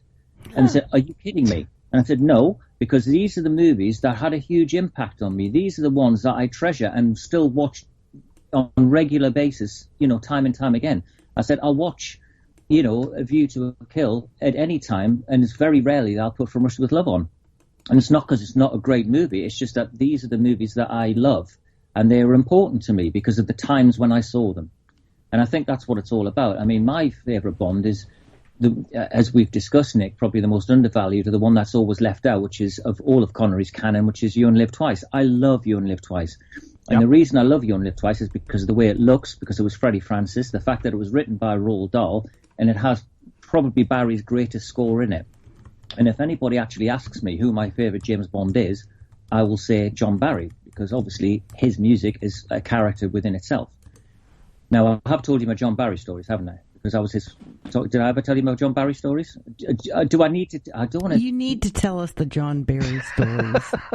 Yeah, give us a John Barry story. Give us a John Barry story. Mark Mawston does James Bond podcast, you know, because it's really about Dr. No. But I have... Obviously, because of my love and my passion for this, my dad always said, and all of my teachers said when I was at school, if Mark is passionate about something, he will go to the ends of the earth to follow that passion. If he's not interested in something, that's it. And that's still true, you know, be it at school or what have you. But, you know, my love of Bond goes back to, you know, it's still my passion above, you know, any B movie. I love my science fiction movies of the 50s. You know, I love, you know, the spaghetti westerns, but Bond films are still the thing for me. I truly love them, and I've built up quite a collection of stuff over the years. But obviously it's meeting all the people behind them, which has been the true joy. But the true joy about this is one of my favourite Bond stories, because I've got obviously quite a few. I'm not going to touch on them all, people. Don't worry, this isn't going to be a 7-hour podcast. I'll touch on a couple because I think they're important. The John Barry one is important because I wanted to meet him for years. Now, obviously, I'm a photographer at the Royal Festival Hall, and when I did Meltdown, and one year there's a guy called Jarvis Cocker who was in a band called Pulp who did his Meltdown. And on that day, he had Iggy Pop and John Barry on the same day. It's incredible, isn't it? And I couldn't believe that John Barry was going to be there. And I was so excited. And because I knew everyone at the Royal Festival Hall, I said, look, could I do the rehearsals as well, please? And they said, yeah, sure. And I said, right. So I went along. I mean, I'm beside excitement here. You know, went into the office, you know, finished at half day, went to see John Barry do a rehearsal of all of his Bond themes, all of the Out of Africa stuff, all of the, you know, he's basically, you know, the Persuaders, everything. He played everything. It was incredible. And to sit there was an absolute thrill. And I took all these informal shots, but he dressed like James Bond, so he had a sort of a turtleneck on, and he looked the part. It could have been taken in the 60s. And I was sitting there, and one of the girls from the Royal Festival Hall came in, and she goes, "Oh, enjoy yourself." I said, "I'm speechless." I said, "This is one of the few times you'll never hear me say anything for a couple of hours, because I can't believe how excited I am." And I said, "But who's the lady behind me?" And she goes, "That's John Barry's wife." Now, John Barry had done very well for himself. Obviously, he'd married Jane Birkin and stuff. He was a bit of a lad. He'd been around town. And his wife was lovely. She called Laurie Barry. She was a lovely, lovely woman. And she was younger than him. And I just went, "Oh, wow, that's his wife. Great." So I went up and I said, "Oh, hello, Laurie." I said, "I'm Mark. I'm the photographer of the Royal Festival Hall. I just want to show you this picture." And I showed her this picture on the back of my camera. And she goes, "Wow, I love that picture." She says, "You've just taken that?" She goes, "Yeah." She goes, "What are you doing tonight?" And I said, "Well, I'm coming back for John's concert. Obviously, I'm very excited about it." And she said, "Well, would you do me a favour?" She goes, "John Barry's daughter from his first marriage to Jane Birkin is coming, and we don't have any pictures of John and her together at all, or any decent family images of us all together. Would you be a photographer for us?" Can you imagine this? And I just went, yeah. You know, obviously incredibly nervous, because I thought, I just thought, this is my absolute, one of my musical heroes here. So I went back to, I was on cloud 9 at this point, and this is what happened. So I was walking out. It was summer solstice, right, in June, And I walked out of the Royal Festival Hall and across the bridge. And as I crossed the bridge, we've got the Millennium Wheel, which is the London Eye, the big wheel that we have in the Docklands, which is right next to the Royal Festival Hall. And someone had been on that and dropped their ticket. Now, I watched it blowing towards me, and you would think normally, well, don't think anything of that. And then I looked at it, and it had 007 on it. And I went, wow, that's a sign. Isn't that great? So I picked it up, and I looked at it, and I thought, this is just a magical day. And as I looked up, there was Miranda Frost from Die Another Day walking towards me.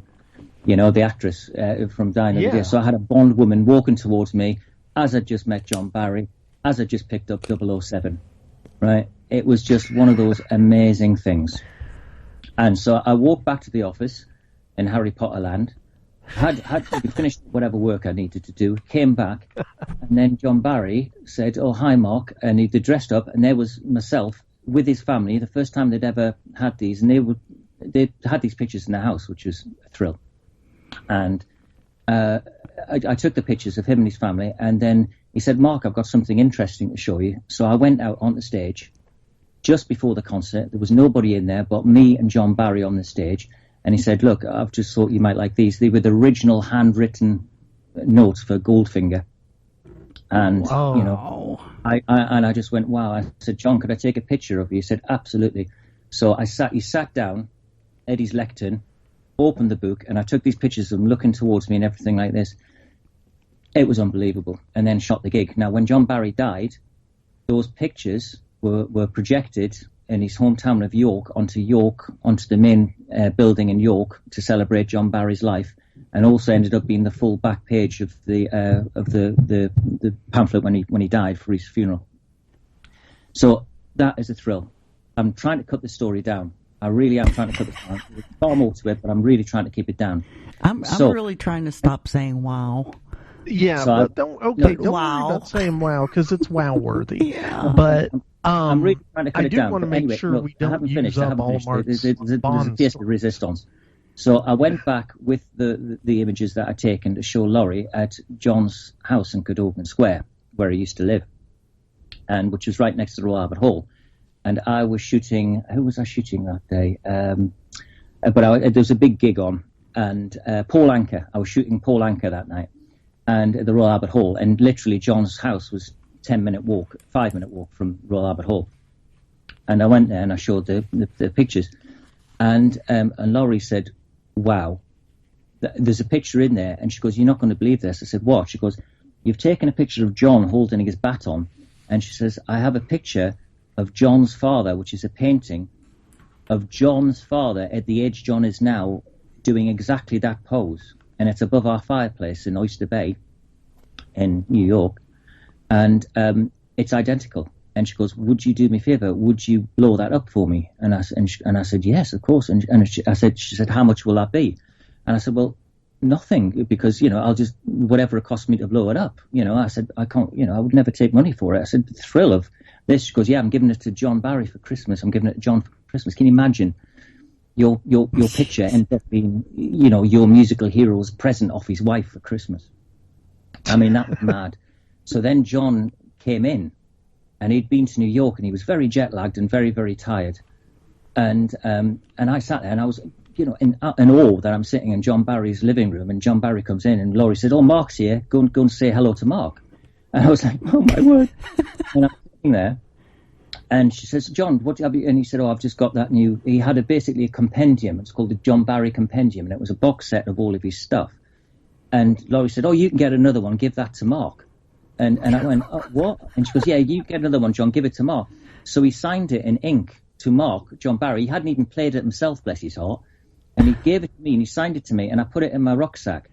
And I said, "Right, John," I said, "this has been a pleasure." And we talked about music, and we talked about his time on Bond and everything, and it was incredible. And they've been, in several different magazines and what have you ever since.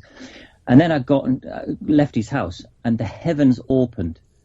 And I've never seen rain like it. And by the time I got to the Royal Albert Hall, I opened up my bag, and where John had signed the box set in ink, it had all ran. Oh. You can now only see vague bits of John Barry to Mark, many thanks. You can just vaguely see it. And I was absolutely devastated that had happened. But, hey, I got the man. And we found out later that when we were knocking through the room, I knew John Barry's house was being renovated. And we went to a place that was selling doors for a room, which were going to be knocked down. And I said, where are the doors from? And she goes, from Cadogan Square. And I thought, they've got to be John Barry's doors. Because I remember seeing these doors in his house from one room to the other, and they were identical. And we bought them. So we knocked through a room just so I can have them in the house. Of course. Okay, so you've got that going for you, that you have John Barry's doors in your house. Yeah, I mean, that's true. What? Andy's signature. Yeah. Didn't Monty Norman actually write that famous Bond thing? About it, look, I don't want to but obviously I've got to meet all these people, and I interviewed Monty Norman many, many times. I've sat and had lunch with Monty. He's a lovely, lovely man through the Bond Star stuff. And when we did that MI6 piece, I've talked to Monty at length, and I have it all on my phone. And so he wrote it for, he did a play, there was called Mr. Bizwas, A House for Mr. Bizwas. And Cubby Broccoli and Hal Saltzman had heard his stuff before, really liked it, and he wrote the James Bond theme, and it was all based on, and I've got, amazingly on my phone, I've got Monty Norman singing the James Bond theme to his song that he wrote in 1961. Quite mad. So, and that all came out in the MI6 article, but he is the nicest man and deserves the credit, and he's in history, saying he deserves the credit. He is the only person credited alongside Cubby Broccoli and Ian Fleming on every single James Bond film that's ever been released, because the James Bond theme is used in every single movie.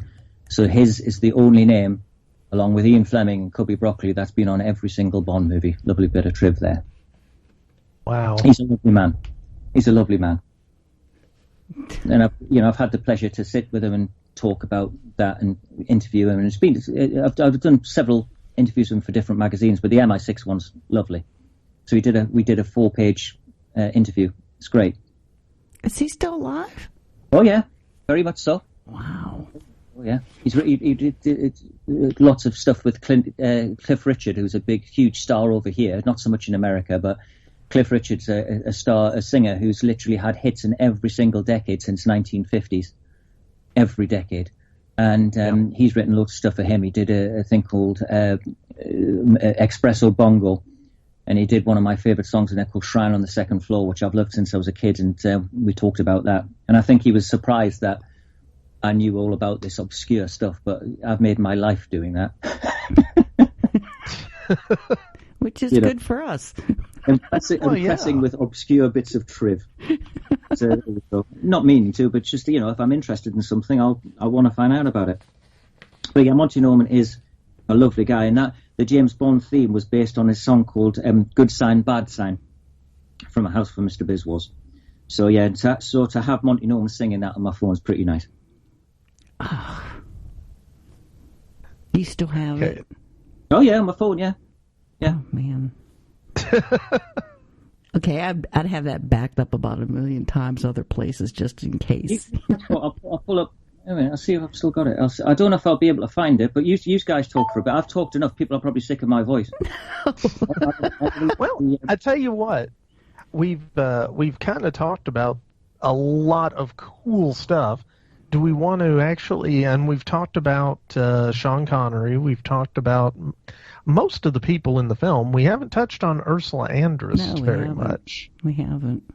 What kills me is nowadays she would get body shamed. Because, But what do you mean? Because nowadays women are like working out in gyms and they're super underweight and all this other stuff, and she's got this gorgeous body, which was perfect for back in the 60s, but nowadays the word voluptuous doesn't really come into the English connotation very much anymore. And it's a shame because she was great. And there's a great story about Lois Maxwell, who was absolutely stunning. She said her jaw was hanging open when they did the rap party. Ursula Andress, who's, as we know, quite statuesque, was dancing around without a bra on, and she said everyone was just staring at her, and she said she was the first woman who she'd ever seen not wearing a bra who was doing the twist, and she goes, it's no wonder everyone looked at her. But Sean Connery and her got on brilliantly. I mean, Sean Connery is actually godfather to her son with Harry Hamlin, so they adored each other. They absolutely adored each other, Ursula and Sean. You know, they remained friends right up till his death, very, very close. So, but she's an amazing woman. I mean, she's one of the most beautiful women who's ever walked the earth. And bless his heart, there was my good friend John Richardson again. You know, with Ursula Andress, and the smile on his face when we discussed her was, spoke a million words, far more than anything in the interview. But she was great. My favourite thing about Ursula Andress was when she did Fun in Acapulco with Elvis Presley. And they said, "Are you dating her?" And Elvis turned around and said, "I would never date a lady whose shoulders are bigger than mine." Wow. That's a very Elvis answer. Yeah. There you go. But yeah, she's done some amazing films, and obviously she's been in Clash of the Titans, which we touched on. Mm-hmm. You know, and she's great, Ursula, really good. Now I actually have found out. Wait a minute, let me just try and. Okay, we can start now, Marty. Here you go. Am I right in saying that you worked alongside such British legends as Benny Hill, Tony Hancock, Peter Sellers, and Smike Milligan when you were a singer in the pop?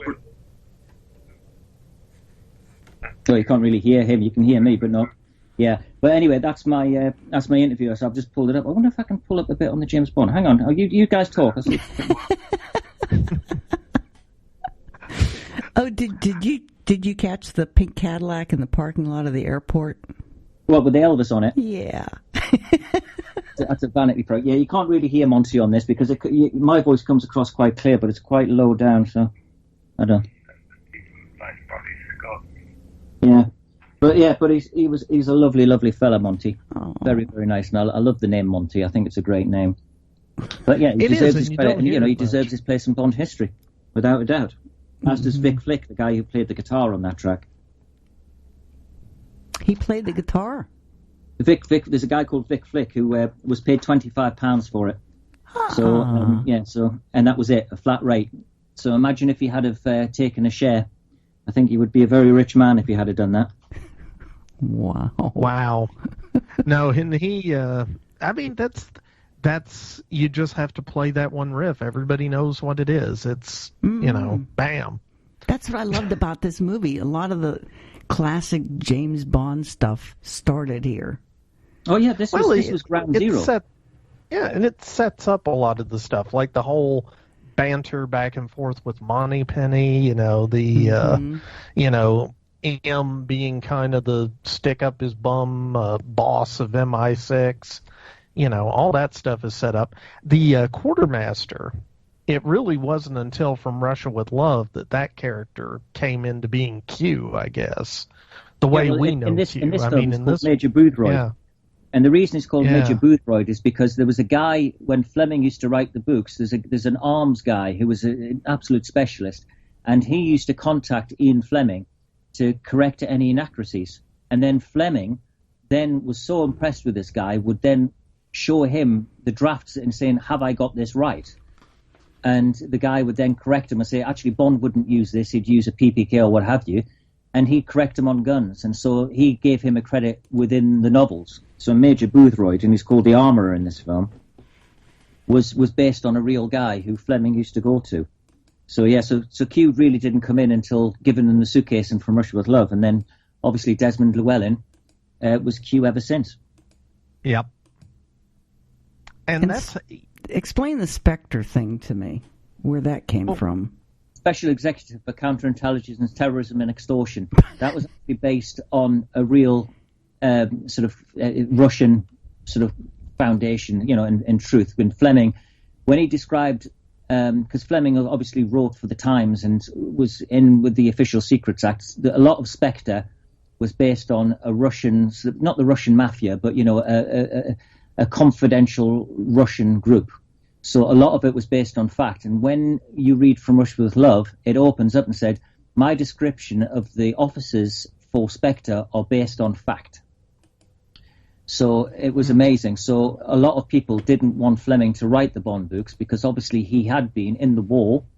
He had been undercover. He had been a secret agent in a way, because he had this amazing idea where they would put false information and they'd get a dead body and they'd plant false information of it and drop it in the ocean.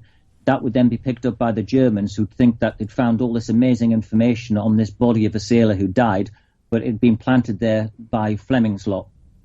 And so therefore they knew exactly where the Germans would then go and then obviously get them. Quite incredible. So yeah, he had a hell of a background, Ian Fleming, and he was incredibly well read. I learned everything about food and wine and everything from the James Bond novels. It really, everything as a kid I learned from the Bond novels. Because they were so beautifully, and you would think that a chapter on describing a meal wouldn't be interesting. The way Fleming writes, he'll make anything interesting, but when he writes about food and drink, it's fantastic. And I loved that. But we were talking about Dr. No and how different the books are.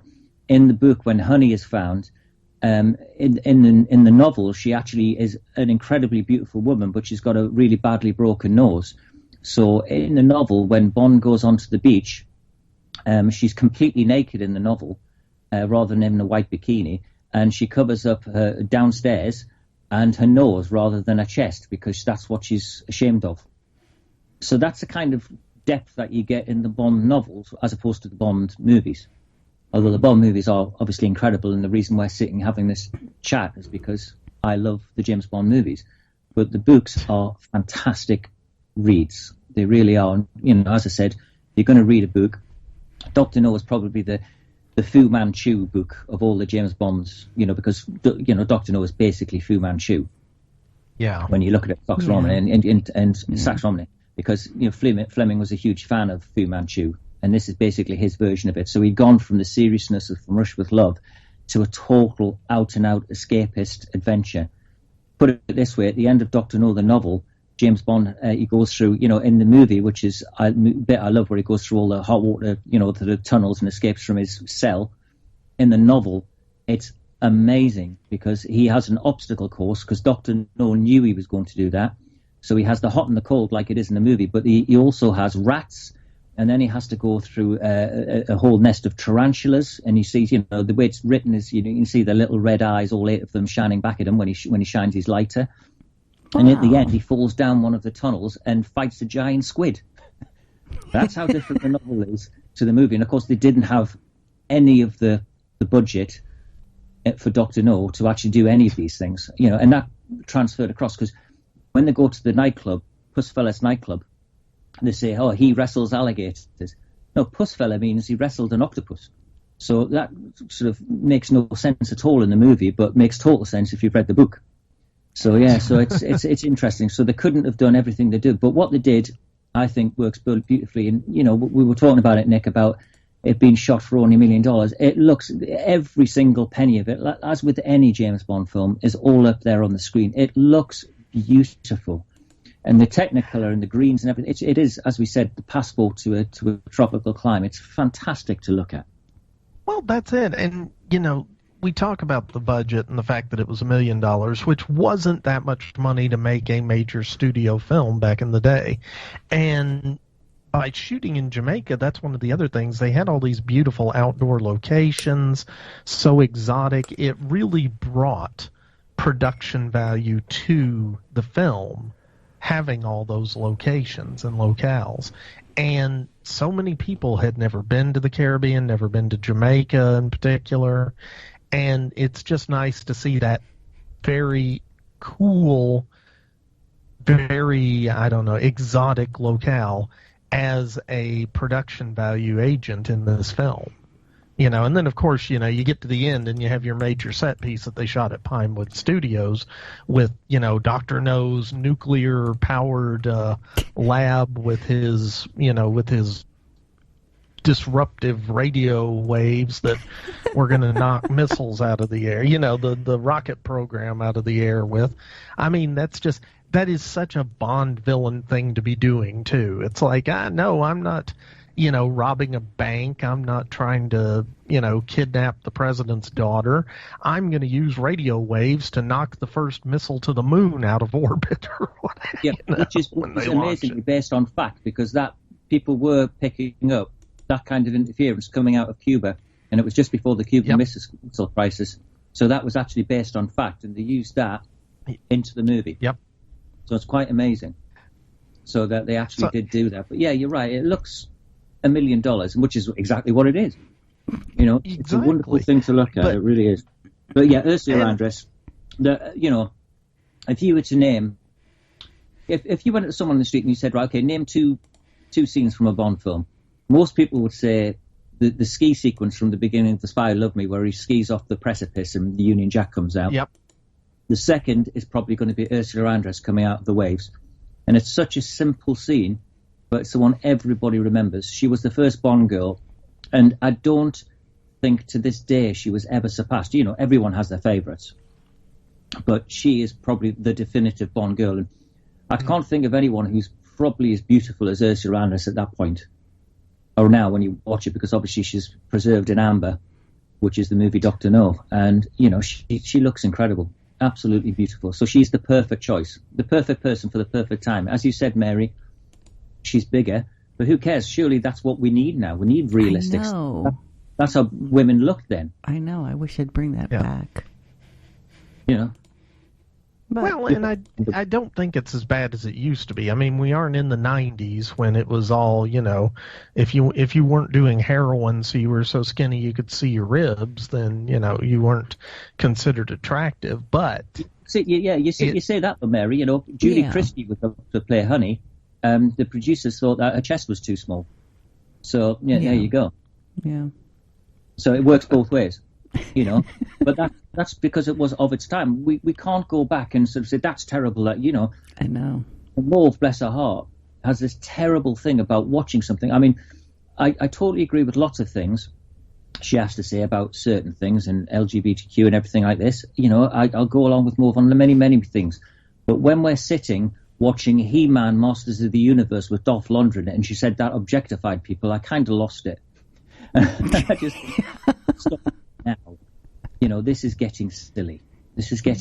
You know, but that's the kind of pressure that everybody's under now, and it's not fair on kids. It's not fair on people, full stop.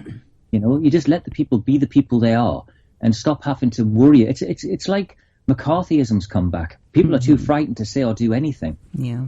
You know, and it's not right. And the pressure on kids and teenagers like Mauve now is terrible about doing and saying the right thing or not saying this or not doing that. You know, it's crazy, but, you know, I think it is in a better place.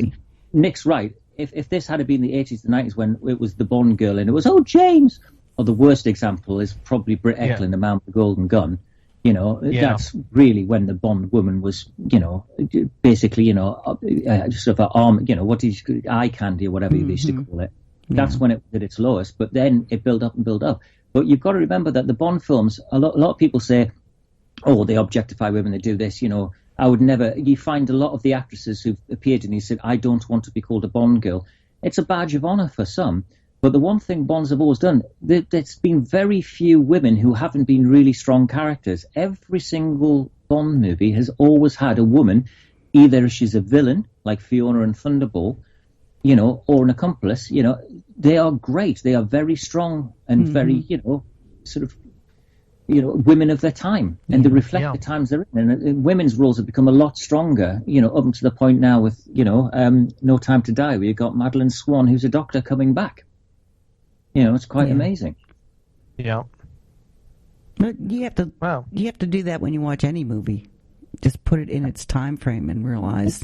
Yeah. Well, you have to try to anyhow. Well, that's the thing, and I think that's one of the reasons that things are the way they are is people forget that you can respect the modern sensibilities about stuff without having to censor what was made in the past. Yeah. That's the thing. You just history. have to, you know, and just take it as what it is for when it was made. Yeah. I think the only thing that's really dated in the Bond films is Roger Moore's safari suits. Part of that. Oh, God, yeah. But out of interest, Nick, and we touched on it very briefly, you know, and I said, you know, if I'm sitting down with some of the Bond, they're absolutely amazed because they'll always say, you know, Majestic Service or From Russia with Love or what have you. as the best ones, and I've got no problem with that. But out of interest, I'll not ask you, Mary, because I know you're not a massive Bond fan, so I won't do that to you. But Nick, if I was to ask you your favourite Bond films, let's say the top 3 or 4, what would they be? I'm going to give you the top 4, and I couldn't put these in any order, okay? But Goldfinger, because it's in Kentucky. So that's an obvious one. Actually, I'm going to have to say On Her Majesty's Secret Service, because I really, that's the one where I became the most emotionally involved in the Bond character. A lot of people to this day, that is voted the best Bond film, and you can see why. Because I think Connery couldn't have made that film, even though he was due to make it. He couldn't have. It was great to have a new actor in that role because he didn't bring any of the Connery baggage with him, and it was fresh and it was a very sensitive portrayal. I think Lazenby was great in The Majesty's Secret Service, and what I'm saying here is my favourites are not specifically the best. If I was to say the best Bond films, I agree with you. A Majesty's Secret Service is one of them, without a doubt. But, it's just what you've sort of grown up with. But as you say, you're right. The emotion behind a Secret Service is incredible. And then I got to say Moonraker and The Spy Who Loved Me.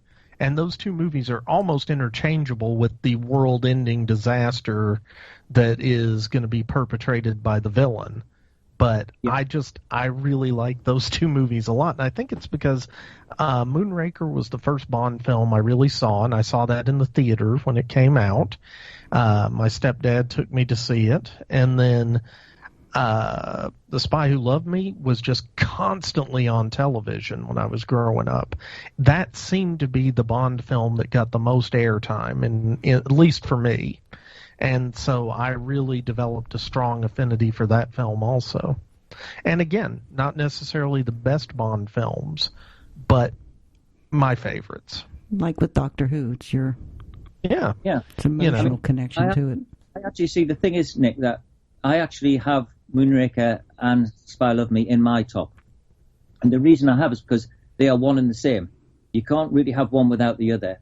And they are just the peak. When I was a kid, they were just amazing to watch on the cinema screen, and they were the ones I sat through a double bill. And I think I touched on this story where I used to take a change of clothing to the cinema because I used to sit there all day. I used to Skype off school and sit there all day and watch Bond films, and it was all Spy Who Loved Me and Moonraker, and then it was For Your Eyes Only and Moonraker, or what have you. They were interchangeable, and I absolutely love those two films. We've touched on I love A View to a Kill. And that's because at the time, but we'll get onto that when we do that cast. And You Only Live Twice, because I think that's hugely undervalued. And I think it's just one of those things that, it's what you love. And to me, You Only Live Twice is my favorite because of the music, probably, as much as anything. And that's why we got into the John Barry stuff. I really think the music is as important as Ken Adams' sets. Yeah. In that film, I think it's great. And as far as the fifth one goes, it probably... I would go for Casino Royale, which is the only Craig one I'll put in there, because I think it is just perfect. And what we were talking about before, when the Bond people need to, and they need to look for inspiration or to give it a really big boot or boot up or a breath of fresh air, they go back to the Fleming source novels. And Casino Royale is a brilliant update of the Fleming novel. And I was amazed that it had the dialogue that it had in there towards the end, and the chair scene and everything, but brave but brilliant. And obviously, I've got a soft spot for Casino Royale as well, because when Daniel Craig's running around at the beginning of that film doing all the free jumping, he's dressed in a shirt that's Emma Studio design. So I'm very happy about that. And last week, she found the original swatches for that, and she gave them to me last week. So the original designs for that shirt that he's running around in, I've now got in my little collection now, which we'd lost for years, and we found when we were clearing something out. So I'm very happy about that. But yeah, it's great to watch your wife's shirt, or the studio. Not so much one she designed, but the one that she was in charge of the studio at the time did. And Eon came in and bought up all the fabric for that. That's so cool. And there's the new James Bond running around in, a shirt that your wife helped get into the market. Rather nice. Wow. All right. Well, I tell you what, guys. Why don't we go ahead and go into the plot summary on this? Okay. Can I add one thing? No. is it, Mary? I love this movie because my first neurologist's name was Dr. No. Seriously? Seriously. Did he have metal hands by any chance? There's also Dr. No with a K and an N in artificial intelligence and AI. Oh, okay. Yeah. But there you go, yeah. Yeah. Out of interest, we'll, before you go into it, Nick, do you know Dr. No was originally going to be a monkey, which is true, because it was going to Dr. No. When in the first script that came through, it was the monkey on the villain's shoulder, because they thought it was so crazy to have someone called Dr. No. So, and Dr. No, when Fleming was asked, who did he have anyone in mind that he'd like to play Dr. No? He said, yes, my cousin. Do you know who his cousin was, Mary? Yeah, I do, but I can't remember right now. Christopher Lee. Yeah. I could totally see Christopher Lee playing Dr. No. He would have been a lot taller, but he would have. But Joseph Wiseman is perfect. Absolutely perfect. And Joseph Wiseman is the only baddie not to be dubbed in the first three movies. So every baddie you have in From Russia with Love, in Goldfinger, in Thunderball, none of them, that wasn't their voice at all. Joseph Wiseman is the only Bond villain to have his own voice in the early Bond films. Now, see, that's interesting, because I didn't know they had dubbed any of the voices for the villains. So, Good Frog couldn't speak a word of English. He had to do it, he had to basically mouth the words, and then it was overdubbed. But Ursula Andress is dubbed in this by an amazing woman called Nikki van der Seur, who literally died about 2 weeks ago. And she did all of the Bond girls. She's absolutely wonderful. Why did they dub them? Because Ursula Andress has a very deep voice. So when you hear her in the ridiculous Casino Royale of 1967, Nikki van der Seur dubbed her in that as well. She also dubbed Ursula Andress in She. So, wow. It's incredible. It's absolutely crazy. And I did an interview with there's a guy called John Layton. You know that song that we played out, Johnny Remember Me, on the Black Sunday cast? Yes. He was a friend of John's, and he's told me the most amazing stories about John and the Mansons, that we touched on with Martine, which is going to be in Cinema Retro at some point next year. But the stories he told me were incredible. But he told me that John Richardson was dubbed.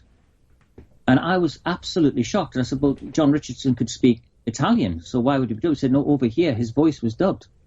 And I'm still trying to ascertain if that's right. But, I'll take John's word for it. But I'm absolutely amazed. So both John and Ursula Andress and She were dubbed. Incredible. Wow. Okay, one last question. Was Bernard Lee as M, was he in all of the Bond movies? Up until Moonraker. But he was very ill when the film Moonraker. Okay. It's cruel to say he was an alcoholic, but he did really very much like a drink, and I think it was kind of destroying him at that point. Wow. Okay. But yeah, he's wonderful. Bernard Lee he was known to Harry Saltzman and Broccoli for many years. He was a classic character actor at the time, and he is M. There's no getting away from it. He's so great, especially in this film. Yeah. Oh yeah.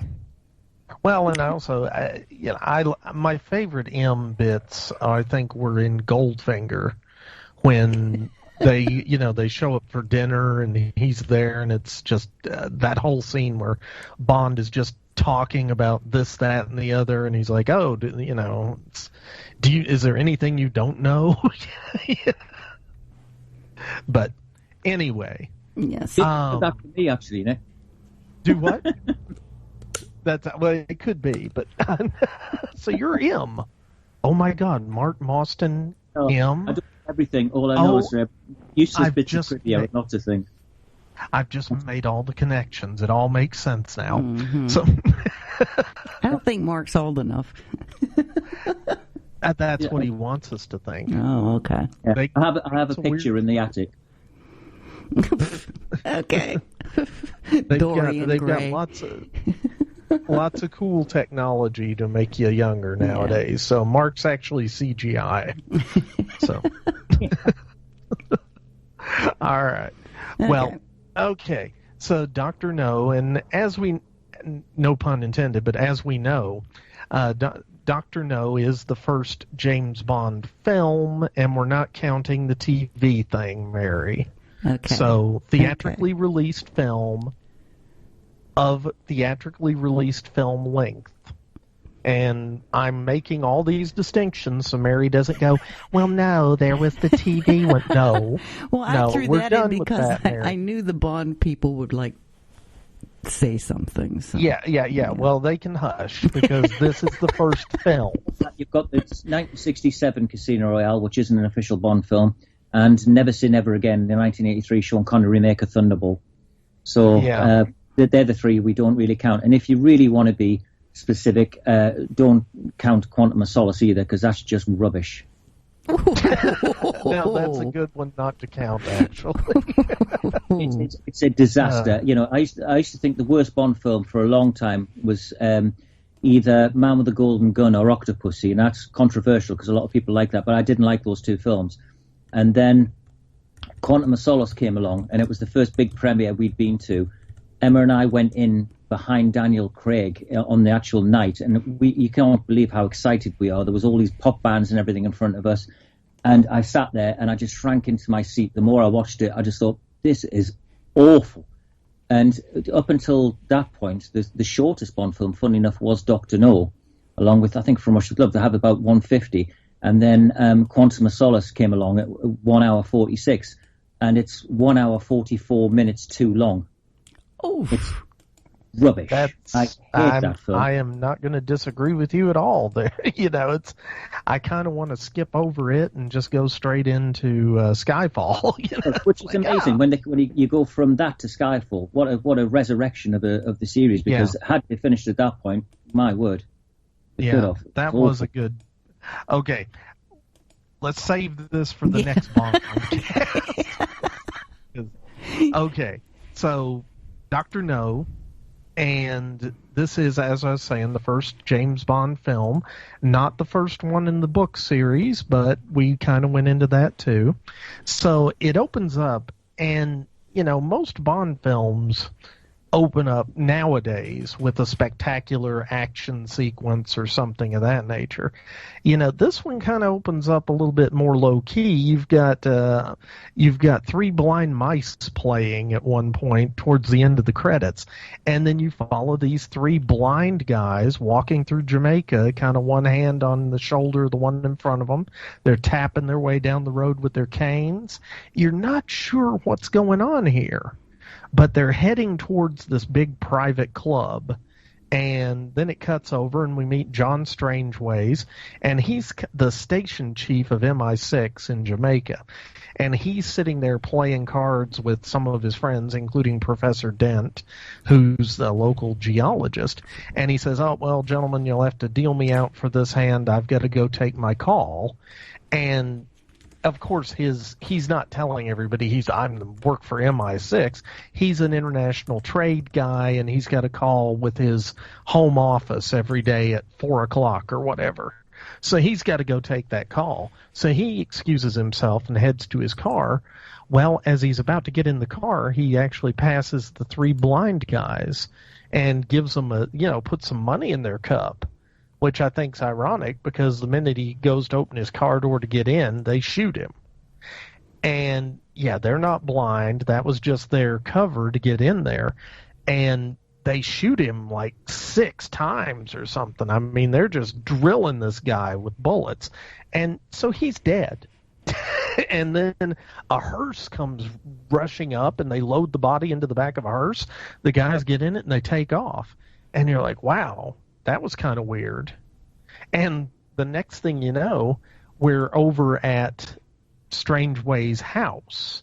And inside, his secretary is actually going over to the bookcase, and she opens up the bookcase, and it turns out that it's actually a radio receiver. And so she's getting on this shortwave radio for communicating long distances, and she's getting ready to hook up with, I guess, MI6 in London and do their daily check-in. And so as she's getting ready to do this, suddenly we see these same guys start breaking in the windows with their guns and coming in on her, and they shoot her. And again, kind of surprising that they just completely murdered this woman right there. And she had just established the circuit for communicating with London. And so the channel was actually left open during the murder. They take her body away, and I guess they ransack the place looking for something. And what they find is 2 files. One file labeled Crab Key and one file labeled Dr. No. Dun, dun, dun. So that's when, we find out, hey, okay, they were supposed to be reporting into MI6. That didn't happen. So the MI6 decides to get their best man on the case. And that's James Bond, 007, played by Sean Connery, of course. And we first meet him. He's in a private club playing, baccarat? And he's winning. And he's winning a lot, actually. And he's cleaning up from this woman who's playing against him. And she does the classic line, I admire your luck, Mr. Bond, James Bond. And Nick, can I just one thing there? That obviously now is probably one of the most famous lines in movie history. Yes. Everybody says, Bond, James Bond. But really, if you look at that carefully, it's interesting because Sylvia Trench says this, and she goes, "I admire." She goes, "And you are," and she goes, "Trench, Sylvia Trench." James Bond is being sarcastic by saying Bond, James Bond, but because it stuck so much with the public, he said it in every other movie ever since. All he was doing was being sarcastic to her because she said, "My name is Trench, Sylvia Trench." I admire your luck, Mr. Bond, James Bond. So it's amazing that one bit of sarcasm led to this incredibly famous line. It is. And wow, and I hadn't caught that. So that's cool. There was another female performer in here that did the same thing. Another character. Which one was it? She did the same thing when she introduced herself. Honey Rider. Honey Rider. Yeah. She says the same thing. Yeah. So really, this film was pioneering. And just very quickly, I've got the book here. I'm just going to look at it now. Eunice Gayson, who played Sylvia Trench, she was a character and a half. And I met her several times, and my word, she was never short of a story. You think I can tell a story? Wait until you meet Eunice Gayson. She was great. And sadly, she died last year, and there was this huge celebration of her life. And I've taken some pictures of her through the years with her in front of Cubby's car and all this kind of stuff. And one of her favourite pictures that they used at the BAFTA celebration of her life was mine. But it was when I wasn't very well and I couldn't go. And so I couldn't go along to see it. So it was a shame because I'd love to have been at BAFTA when my pictures of her came up on her life. Because obviously she was in Revenge of Frankenstein and also she was a Hammer star as well, Eunice Gayson. She was a big star. And she was originally going to be Moneypenny. But Lewis Maxwell, who ended up playing Moneypenny, the reason she did that is because she asked Terence Young, because Lewis Maxwell's husband was very ill, and she needed some money to help him get better. So Terence Young had said, I'm doing this film now, why don't you come across and test for this part of Sylvia Trench? So she came along, and she said, do I have to have that? I prefer the Moneypenny part. And he said, why do you want the Moneypenny part? And she goes, well, if these films are successful, that's a recurring job that I could have, and I could come back again. How right she was. Mm-hmm. Although Sylvia Trench did come back in Eunice Gayson, she's one of the only Bond women to come back, bar the new Madeleine Swan one, because she came back in the beginning of From Russia with Love.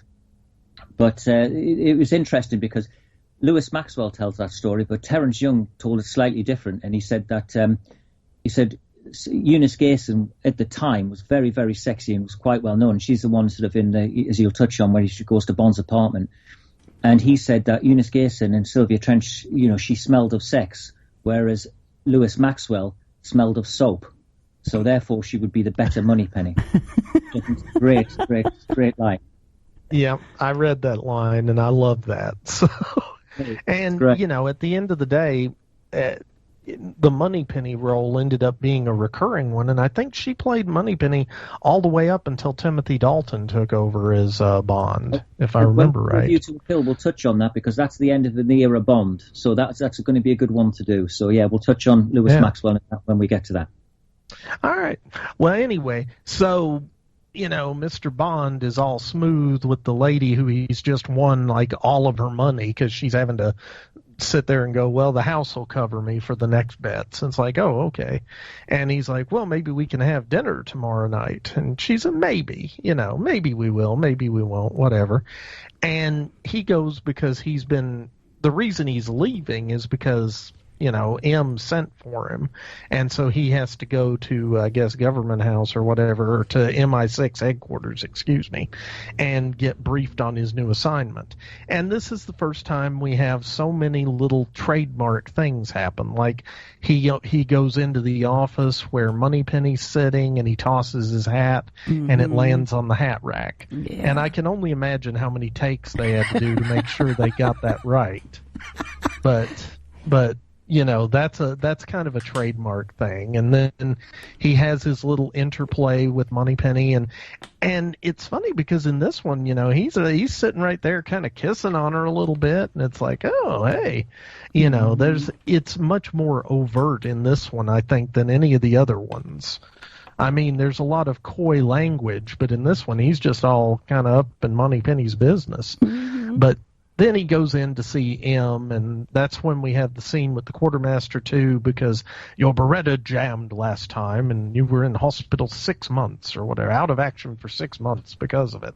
And apparently that's because he was poisoned and dead, according to what happened in the novel. But, being dead never stops anybody in a good movie series or a series of books. Being dead's just a minor inconvenience. So they, and M explains to him that they've lost contact with John Strangeways, their guy in Jamaica, and, Bond's like, well, was he working on anything in particular? And he's like, well, he was doing a little bit for the Americans because they were having some trouble with radio jamming affecting their Cape Canaveral rockets. And so Bond's like, okay, well. And then he goes, you're on the first flight out. And supposedly this is 3 o'clock in the morning, by the way. And he says, you're on the first flight out tomorrow morning at 7. You can read all the briefings on the flight. Go pack your bags. Well, Bond heads back to back to his apartment, his condo, his house, I don't know. And he notices that somebody's in there. And so he comes busting through the door with his gun out, and it's a great scene because, he's there, he's ready to pop a cap, and he's very, very Mr. James Bond. And wow, there she is from the club. She's just decided to take him up on his offer of dinner, but making it breakfast, I guess, because it's got to be 4 o'clock in the morning at this point, right? And she's there wearing one of his shirts and little else. And she's just putting golf balls around his bedroom. And needless to say, Connor is like, well, I've got to go, so you've got to take off. And she's like, are you really in that big a hurry? Well, maybe I can wait around a little while. He's very suave, and he gets the girl, and I think that scene was very kind of shocking for the day because you had a woman just totally going for it there. With the restrictions, just to see her there naked, obviously under the man's shirt, was a big thing. When he says I have to go immediately, and he goes, well, almost immediately. That again is the start of the Bond franchise right there. It's just the suaveness of it and everything. And plus, that's one of the only times in the series where we ever get to see his flat. Where he lives. So it happened a couple of times on him Live and Let Die, but you never see James Bond's flat, bar in this film and Live and Let Die, and I think Skyfall maybe. Yeah, I think you saw it in Skyfall briefly, but it's not often you're at home with James Bond. And okay, I'm going to say my one impression about his home was that it was kind of like a fancy hotel. Yeah. It really did look just sort of like a hotel to me more than a house, which kind of spoke to the fact that Bond is obviously doing well for himself. I mean, I have a feeling that he didn't turn any of that money he won at the casino over to MI6, for example. You know, See, in the novels, he actually has a housekeeper. He has an old housekeeper called May, and she looks after the house for him, which is why perhaps it looks like a hotel, because he's there so infrequently, because he's either on a mission or what have you. So she looks after the flat and keeps it looking the way it is. So, you know, a posh hotel room is kind of right. And I love the fact that she was, in the novel, she was called May Maxwell, and that was my grandmother's sister's name, who used to make me all my pies every time I used to go up to Newcastle. So I used to love the fact that she was called May Maxwell. And the reason I said I'd seen Dr. No over 100 times is because Dr. No was the movie that was the first movie I ever had on VHS. And the reason it was the first movie I had on VHS was because I gave someone, I said, Dr. No's on, could you tape it for me? I didn't have one at the time. And he said, yeah. And he said, what will you give me for it? You know, because this guy was like, you know, wanting anything to get. So I swapped him for him to tape this movie for me. I gave him a Dirty Harry original British quad, and I looked up recently, that's worth about 1,400 quid now. Ooh. So very expensive VHS that I got there. But that's why I saw it 100 times, because I used to go babysitting at my auntie's, and I used to take Dr. No with me nearly every Saturday or every whatever it was, and she used to make stuff, and I used to sit and watch Dr. No, and I used to love doing it, and that's why I've seen it so many times, and, you know, can reel it off word for word. See, and that's cool, and I was kind of curious why that was one that you'd seen more than a lot of the others, and that kind of explains it. But well, I kind of figured it was because James Bond is Scottish, and you know Mark is, so. My family's got a Scottish background, yeah, but no, yeah. It's nothing to do. It's funny enough. I was really surprised when I asked the kids what their favourite movies were and what their favourite Bond films are, and Morse was Spy Who Loved Me. Xanthi's was Goldfinger, but both of them had Dr. No second, which was because it's not a fast-paced film, and it isn't like a slam-bang, you know, action-adventure like Moonraker or anything like that, but they both had that as their second favourite, and they loved it.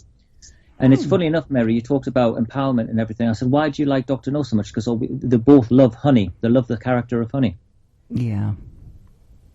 Yeah. That's interesting. And, okay, and this is one other thing. You know, you mentioned not the slam-bam high-paced movie that some of the later films are. I think this is one where you get to see Bond being much more of a detective. Yeah. Mm-hmm. You know, he's really, this case, because most of the films, what happens is he goes somewhere, he has a car chase, he has a foot chase, he shoots somebody tries to shoot him. When that person dies, he gleans a scrap of evidence that takes him to another location. It's sort of like a lot of the James Bond movies to me feel almost like a video game, and you have each level where you have to get that scrap of information. Yeah. This one, he really is doing much more investigation.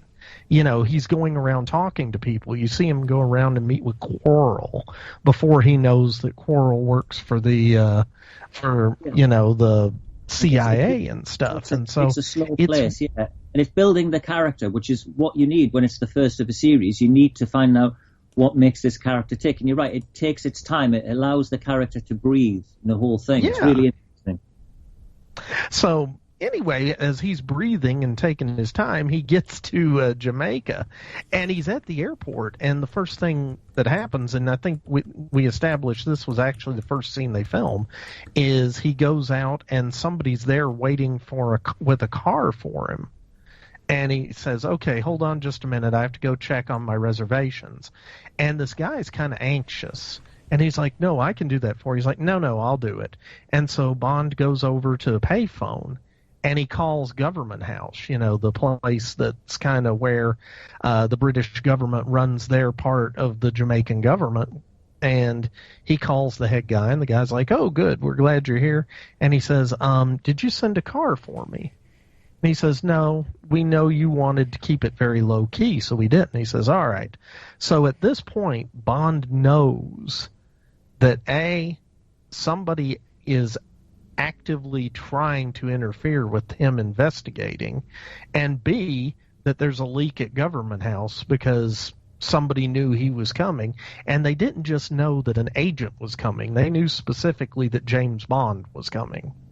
And so he gets in the car with the guy, and we're also at this point introduced to Felix Leiter, Jack Lord's character, and he's kind of sitting there very inconspicuously reading a newspaper and watching James Bond, and then Bond leaves, and he gets in a car and starts following him, and the car's driven by Quarrel.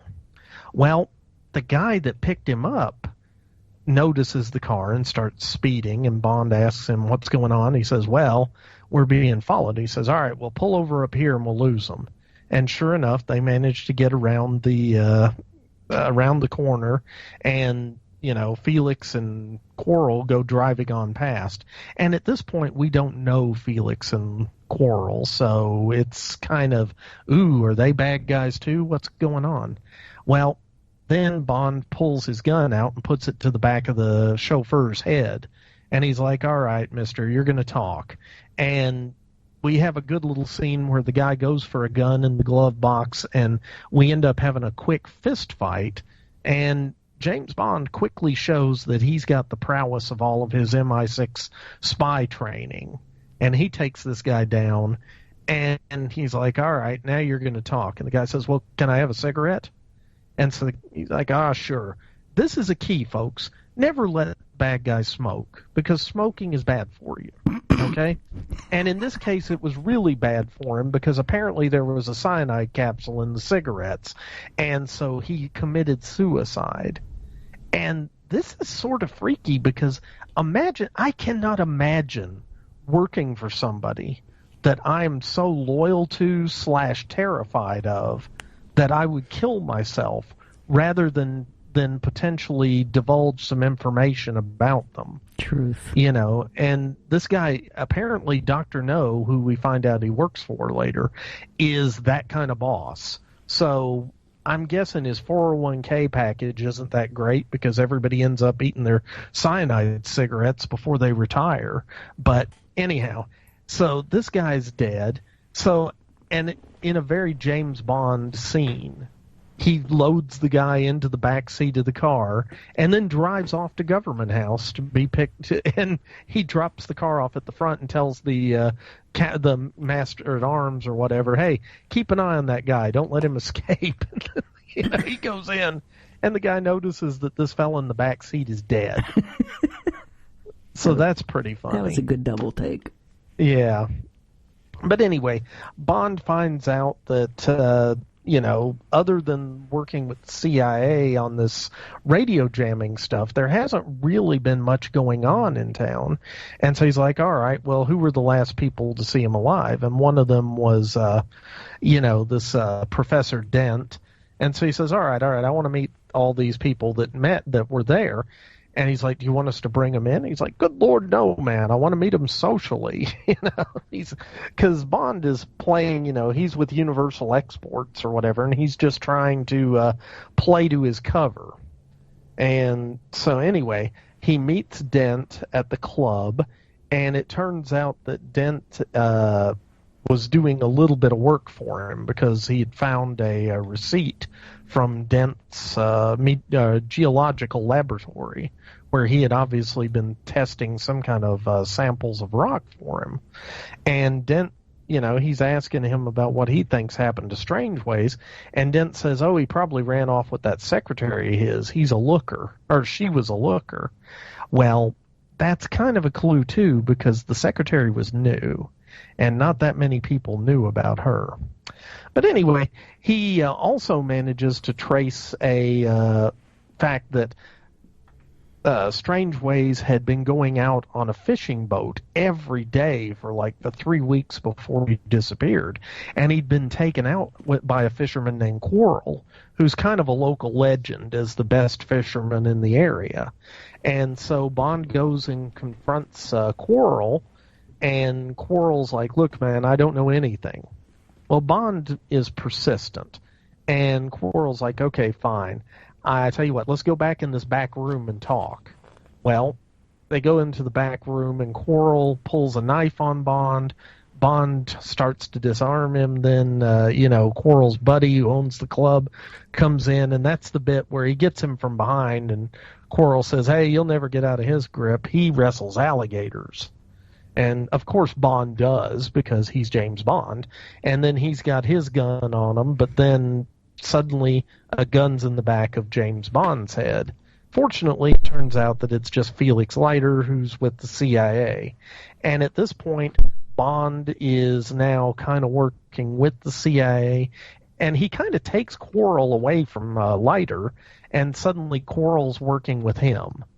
And, it's a very good relationship that we see, and it's fun because we see that the two work together really well. And as Mark mentioned, it's the first one of James Bond's kind of partners that we notice, because in a lot of the films, he has somebody local when he gets to a location that helps him out.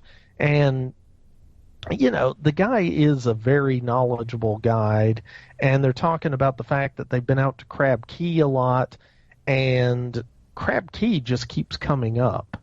And then,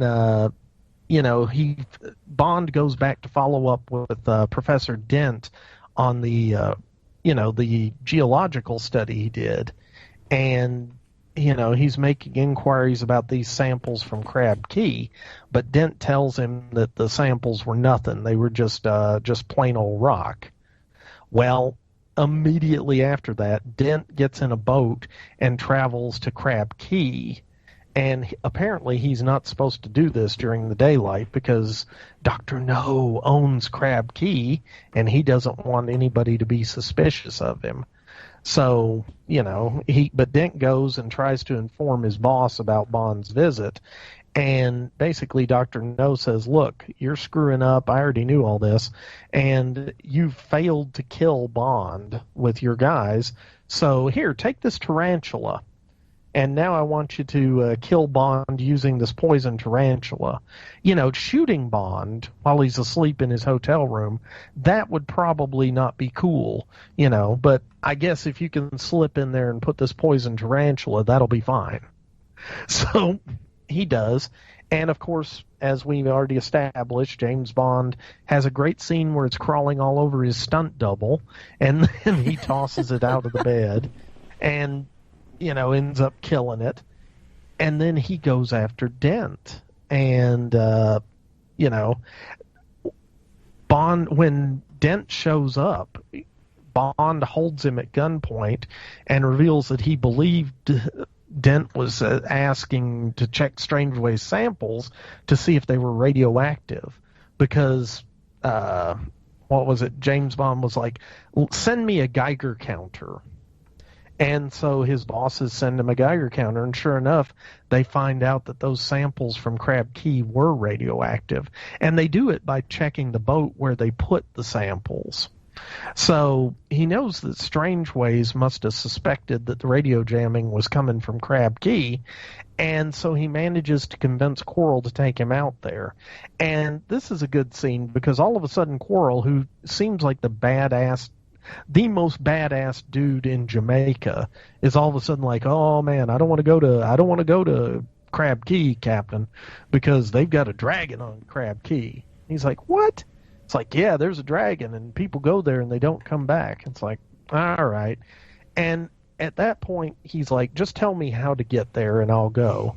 And, Quarrel, I guess, decides to go ahead and just do the honorable thing and take him. So he and Quarrel head out to Crab Key. And this is the point where Bond meets Honey Rider. And she's a shell diver played by Ursula Andress. And, we have the classic scene that is her walking out of the ocean in her bikini and meeting James Bond. And it comes out that she is actually, her dad was there, and he was like an oceanographer, and he disappeared in that area. And so, yeah, she's coming out to be a shell diver, but she's also there to kind of find out what happened to her dad. And that's, that makes her a more sympathetic character. But then, of course, she sailed in a sailing boat, and the island has radar, so that would not come in under that radar. So all these guys show up on a boat and start shooting up the beach, but they can't find them. And so they say, hey, we're going to bring the dogs, come back, and we're going to hunt you guys down.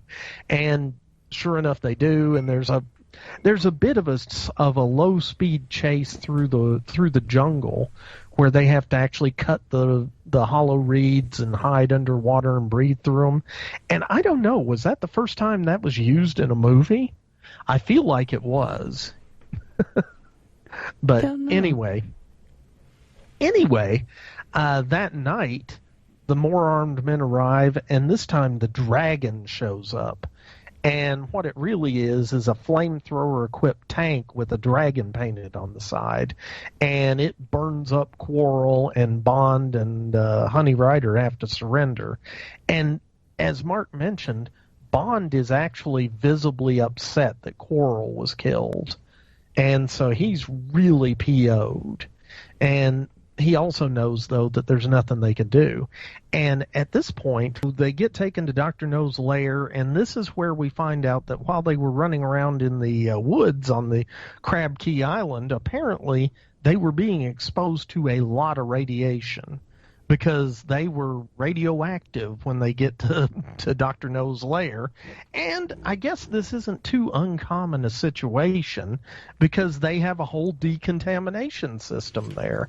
And so they run them through decon and clean them up, and that's kind of a funny little scene. But Nick, have you covered the bit with the dragon tank and everything? Yes, that's a shame, because I was just going to say, the guy who designed that was a lovely friend of mine, called Alan Tompkins, and his initials were ART. We've discussed him on the Keep and what have you. And before he died, as a present, I have his original watercolor of the dragon tank next to me here in my seat. Oh my! Wow! That he gifted to me. So I have the original. He did a few of them afterwards, but so it's an original watercolor of the dragon tank, because he designed that. So it's one of my little proud possessions sitting next to me right here now. So I just wanted to say that. So sorry. Okay. Is it true they had to build like tracks to put the tank on because it was getting stuck in the marsh? Yeah, and that's why where it's a bit of a faux pas, because he says, you go for the lights, I'll shoot the tires out. It actually didn't have tires because it was sinking, so they had to use threads instead. Okay. So it was a tank, and it was called the Dragon Tank. But yeah, so it's sitting here now, and I love it. It's such a great drawing. I love it, and I'm so glad he gifted it to me, because he was a lovely guy. He could tell you some amazing stories about Dr. No. Oh wow. Oh, sorry. So anyway, after they get taken through decontamination, they get taken to the nicest prison cells you'll ever see. I mean, it looks, I'll be honest, James Bond should model his place after his prison cell there, because it was just super nice. That's Ken Adams sets, aren't they, Nick? They're absolutely exemplary. And Ken Adams got this Dr. Strangelove gig because of the sets that he did on here. And they are so magnificent. A lot of them are matte paintings, because obviously they're not as big as they look, so they're really small. But it's strange that one of the most memorable sets on the entire thing is when the tarantula is given to Dent, and that circular sort of thing in the roof. It's an amazing set. That is beautiful. That was done after production, and they'd run out of money. They had to film, because they said, how does the tarantula get in the bed? So they had to come up with that scene very quickly and film it very, very quickly to add into the film. And they built that for less than 800 quid. It's something about 740 quid to build that entire set. And it's the cheapest set in any Bond film, but one of the most memorable. It is. And the layer of Dr. No's is great. When you get the nuclear reactor, I'll not jump in anymore, but the nuclear reactor and everything, it's Ken Adam-tastic. But that one set where the tarantula with that sort of skylight is so memorable, and it's the cheapest set ever. Yeah, the shadows and filming on that were gorgeous. Yeah, was it German Expressionist, Mary? Yes, it was. I'm sorry. Sorry, that's my thing. I think Mary sees German Expressionism everywhere. Everywhere, yes. Well, Ken Adam was German. And Ken Adam was the only German to ever fly in the RAF against the Nazis in the war. So he's a bit of a genius. He was an incredible man. Incredible man. So he built that whole set He built the sets. He built all the sets in Doctor No. He didn't do From Russia with Love because he was doing Doctor Strangelove for Kubrick, but then he came back and built Fort Knox, and then obviously his pièce de résistance was the volcano set in You Only Live Twice. But then he did Moonraker, he did The Tanker and Spy Love Me. He was a genius. Everybody says he's the great set designer of all time. And luckily, again, one of my pictures were in his flat because he liked it, of him, Roger, and his wife. But one of my favorite experiences, we were at Pinewood, and Ken had this huge Rolls Royce, and he got stuck, and he came in and said, "Can anybody help me?" And he still had a very German accent. And we went out, and he'd driven over one of those bollards, those sort of cones that you put down for parking spaces, and it was caught under his Rolls Royce, and I had to climb under there. As I said, "Don't drive on me, whatever you do." And he reversed, and I was trying to pull this cone from the axle of his Rolls Royce. Mad what you get up to. Anyway, sorry, I diverse again. Sorry. Wow. Well, anyway, he had a nice room, but he and Honey Rider didn't get to enjoy their nice room very long because, the coffee that they were given was drugged.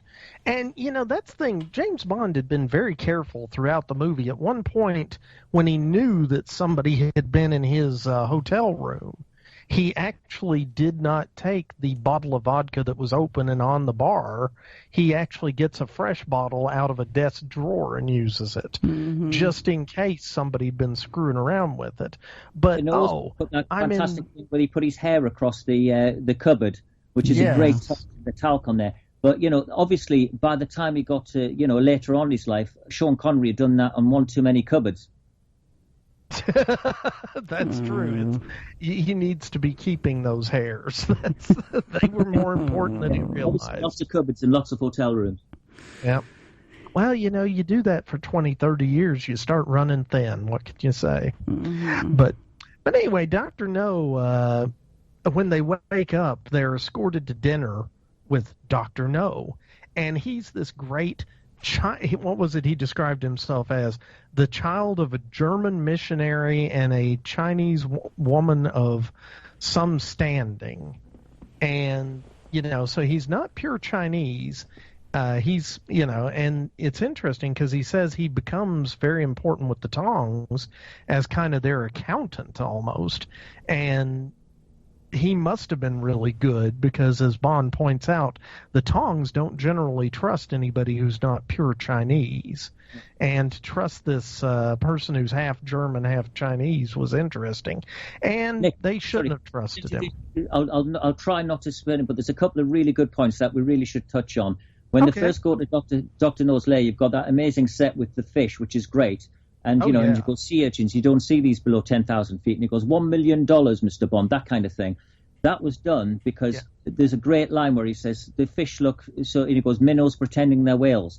The whole reason why that whole scene was done is because they forgot to get the footage of the fish from behind the glass. So they could only get close-ups of fish. So they said, well, how the hell are we going to carry this off? So they said that the glass magnified the fish to make them look bigger, which is why that whole scene turned into the way it did, which is great, but it makes it more interesting. So from a mistake, a much more interesting scene was created. And there was a wonderful scene as well where they first walk up the stairs where they're going to have this conversation you're just talking about, and there's a painting, and Connery stops and looks at it, and it goes, dun, dun, dun, dun. Now, the reason that was famous at the time was because that was a painting by Goya, which had been stolen from the National Gallery, and nobody knew where it was. It was only discovered 20, 30 years later after the film came out. But that picture had been stolen. And Joanna Harwood, who was one of the screenwriters on the movie, said, wouldn't it be funny if Dr. No had actually stolen the painting? And everyone in the audience would get it because it was so new. So Ken Adam, this is what a genius he was, went home and painted that himself. Yeah? Oh, wow. And that's where the reference was. So everybody, it got a massive laugh at the time. Now you think, well, what's he looking at it like that for? Is he just admiring it? But at the time it was a big thing because that's picture had been stolen. There was a big controversy about it, of how it could get stolen and everything. But the fact that Ken Adam did that in one night, put it in a frame and shot that is incredible. Sorry. Yeah. Wow. And it's a good inside joke, and I'm glad you explained that because I could tell that was supposed to have some significance, but I didn't know what it was, so now I get it. So cool. So anyway, he stole again, the Tongs shouldn't have trusted Dr. No because apparently he stole $10 million from them. And now he's gone to work for Spectre, the Special Executive for Counterintelligence, Terrorism, Revenge, and Extortion. And they're a group that kind of operates outside of any national interest. They operate in their own interests. And there's this interesting interplay between Dr. No and Bond because, Bond says, the West would surely pay well for someone like you's services. And he says, well, I tried them and I was rejected by them. So I've been rejected by, both the Iron Curtain and the West. So what do? I go to work for Spectre. That's what. Which, considering he's got the Tongs after him, is probably a good thing because, when an international crime syndicate chasing you, it's better if you work for a bigger international crime syndicate. Mm-hmm. But anyway, he's got this nuclear reactor, and also at this point we realize that his hands are metal. And he's like, yes, this is an unfortunate incident that occurred while I was working with nuclear materials. And so this is kind of how we understand that Dr. No is a expert on nuclear power and nuclear this, that, and the other, because he's been around it so much he lost his hands to radiation. By the way, to me, that does not speak of somebody who's an expert at dealing with radiation. I'm just going to say it. I have a whole problem with all the radiation stuff in this movie, but that's beside the point. Well, that's because you work in a nuclear power plant, Mary. Okay? Suspension of disbelief. I know, it's really hard sometimes. Okay, I have trouble every time they show people in a warehouse, and I'm like, how do you find anything in that warehouse? It's not labeled properly. Blah, blah, blah. But you don't hear me complaining about it, do you? No. So just drop your little nuclear high horse, Mary. Okay. Okay. I will. No, actually, I figured you'd have something to say about the nuclear stuff. Yeah, but like you said, you have to suspend your belief. I mean, because that's the only thing in a James Bond movie that needs suspension. Yeah, exactly. But anyway, so he and Dr. No are having dinner and they're talking, and finally it becomes clear to Bond that Dr. No's probably going to kill him. Because Dr. No kind of wants him to join his organization, and this is kind of a recruiting dinner, and Bond knows he's not going to do it. So he says, hey, listen, Honey Ryder has nothing to do with this. Why don't you let her go? She won't talk. And Dr. No agrees that she doesn't have anything to do with this, and they need to get rid of her. And so they start to take her away. And then Dr. No, being the evil villain, says, I'm sure the gods will amuse her. Oh, no, they're taking her off to torture, and Bond tries to stop it, but he gets smacked down pretty hard by the guard that's there. And, Dr. No pretty much shows that he's one step ahead of Bond the whole way.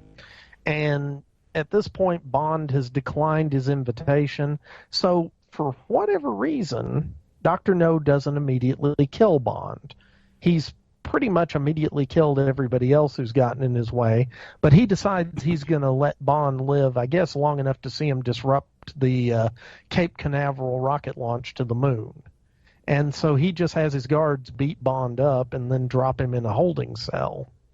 So Bond wakes up in this cell, and it's interesting because it's a solid metal cell, and it looks pretty inescapable, except for the very large human-sized ventilation shaft. And now, from what Mark was saying about the book, it was kind of obvious that Dr. No knew that he would escape through that shaft. Yeah, basically in the novel, Nick, what happens is Dr. No has viewing portals through each tunnel, and he basically has a bet with people from Spectre or from his contingency about how long Bond would last. And so he watches Bond do all the different obstacles from a glass perspex thing as he does each one. It's absolutely brilliant. And I'll have to say in the movie, still my favourite scene in any James Bond film is him escaping and going along the tunnels. I love the whole thing, but yeah, it's great. Well, and the tunnel, this is a weird... Wow.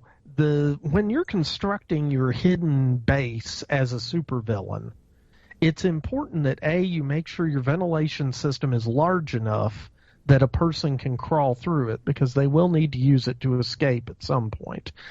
Number 2, you need to make sure that it's got water hazards and it's super hot and all this. And now that you've explained what happens in the book, the scenes with the water and the super hot metal make a lot more sense, because in the movie, I just thought, well, he must be getting close to the reactor, and that's why it's hot, and they're trying to cool it and whatever. But anyway, he manages to escape and gets into the control room, and of course he finds a Chinese scientist who is exactly his size and manages to knock him out or kill him and take his radiation suit. And then he's in a radiation suit like everybody else and goes into the reactor room. And, okay, Dr. No really should have considered diesel power for his base. Tell me about it. Because having his own nuclear reactor was great, but it was also kind of bad because it was very volatile, apparently.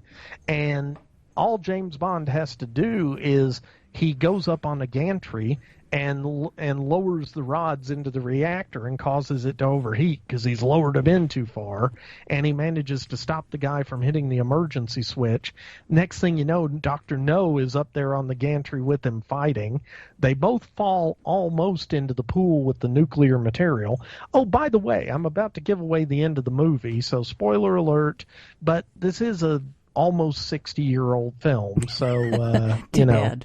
And if you're listening to the the B world's Movie Cast and you haven't seen film, Dr. so I doubt No, there's many people who haven't. yeah, I was going to say, if you haven't seen Dr. No at this point, just stop the cast and go watch it and come back. But anyway, so he and Dr. No have this fight.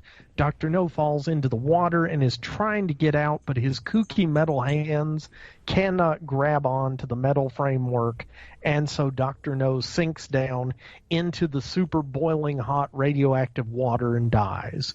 Meanwhile, everybody else is running around like a chicken with their head cut off, and Bond goes running, finally manages to find somebody he's able to force to tell where they put Honey Rider. He goes and finds her, and don't know what they did to her beforehand, but when he comes to find Honey Rider, she is chained to a sloping ramp, which is a tidal pool, and I guess the tide is coming in, and it's going to drown her. To interject once, basically what happened there is that whole scene was filmed, and they had giant crabs, and basically she was going to be eaten by giant crabs, but the studio lights were so strong it basically cooked the crabs or sent them to sleep. And so they looked so lethargic, they just cut the entire scene. In the novel, the crabs are coming and pecking at more intimate parts and everything like this, and it's really quite good.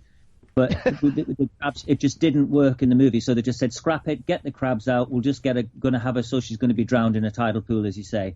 But that whole scene was filmed. There's some great stills of it. Ooh. Wow, killer crabs would have been much better. Yeah. But anyway, of course, Bond and Honey Rider managed to get into a boat and escape. I'm guessing about half the people on the island, on the base, escaped, but the nuclear reactor, I guess, went critical and exploded, because Mary will tell you that when nuclear reactors go critical, they always explode. But it wasn't a nuclear by John explosion. Steers. Those miniatures are great. Yeah. Oh, yeah. And Mary's laughing because when the nuclear reactor goes critical, it has a meltdown. It does the exact opposite of exploding. Well, things do explode in there, but, you know. Well, things can explode, but I think it's more... it would be a nuclear exclusion zone even now. So yeah. And apparently they were able to get out beyond the range of the radiation in their boat before they run out of gas. Yeah. And this is kind of the start of the end of James Bond movie tradition, where the other good guys show up, maybe a little bit too late, and they're going to pick up Bond, and he's like, I'm busy having sex. Yeah. And so, you know, he ends up, Felix shows up with what looks like the Coast Guard, and they're about to pick him up, and they actually give him a tow rope and are towing him, but then he unties it and just lets the boat drift so he can continue having sex with Ursula Andress, which is probably the appropriate thing to do. And at that point, the film ends, and, so remember, the executives didn't think this movie was going to make any money. Ian Fleming didn't think it was a good adaptation, and yet here we go. This thing was a box office smash that has led to 60 years of James Bond films. Yes, the beginning. So, the beginning. B is for Bond, B is for beginning on the B Movie Cast. That's right. So, wow. Yeah. So that's the film. And now I guess if there's anything else we want to cover for this one? No, well, I looked up GoldenEye Resort in Jamaica. And you booked your next vacation. It's only $500 a night. And that's less than I thought. My friends paid over a grand. Wow. Okay, guys, it's only $500. It's only $500 a night right now because we're still in COVID lockdown and nobody's traveling. They're not even taking reservations right now. But there's a 3-bedroom oceanfront available to rent, and it's called Strange Ways. It's actually you have made me laugh. Both of you guys. Strange Ways is a prison. It's Strangways in the movie. Oh, okay. I didn't you, but yeah, it's Strangways. Yeah, you're right. It is. Strange Ways. Yeah, you're right. It's Strangways. There's no E. Yeah. Yeah, Strange Ways is a prison. Well, there is an E, but they just say it differently. Strangways, yeah, that's what they call it. There was an E, but anyway. There's also a one-bedroom lagoon hut with a lounge called Spanish Elm, and another one is a 1-bedroom oceanfront, and that's called Honey Chow. Very good. Mary, well, I'll tell you, why don't they have the Monster Bash there one year? It'd be great. Yeah, after the bash, we'll all fly down to Jamaica, get the 3-bedroom. Yeah. Strangways, oceanfront, 3-bedroom villa. Do they come with a tarantula, any of them? Probably. It is Jamaica. Mary, you have I'll definitely go. Uncalled for loathing for Jamaica, it sounds like. What the heck? Well, I know people that were born there and they've gone back to visit, and like the rich people were fine, but the poor people lose water a bunch of times during the day and electricity, and it's if you go off the resort areas, it can be very dangerous. Yeah, it's like Kuala Lumpur, like that way. We couldn't believe that we stayed on our honeymoon. We stopped off there on our way to an island called Pangkalau in Malaysia, and we stopped off at Kuala Lumpur, and the money that was there was in the Petronas Towers was unbelievable. You went round the corner, and the poverty was unbelievable, and I found it so upsetting. I just thought, how can this happen? It literally was like 400 yards from this, a shop full of gold to these people who were just literally dying in the street. It was horrendous. Exactly, yeah. There are places like that everywhere, sadly. Yeah. I know. But I wouldn't mind going to Strangways. I'd love to go. I'd love to go to there. As I said, one of these days. Well, I guess we're all booking the next Monster Bash after party in Jamaica, so there we go. Yay! Well, we'll book it for the 60th anniversary next November, which is when the Bond films are going to be 60, so that'll be fun. Yeah, there we go. What are those martinis? Vodka martini, shaken, not stirred. Okay, wait a minute, Mary. You didn't remember what James Bond drinks? No, because my mind's on rum. I'm thinking Jamaica. Oh, okay. Well, okay, and this is one comment I have to make. James Bond is the worst secret agent ever. And I'm going to tell you why.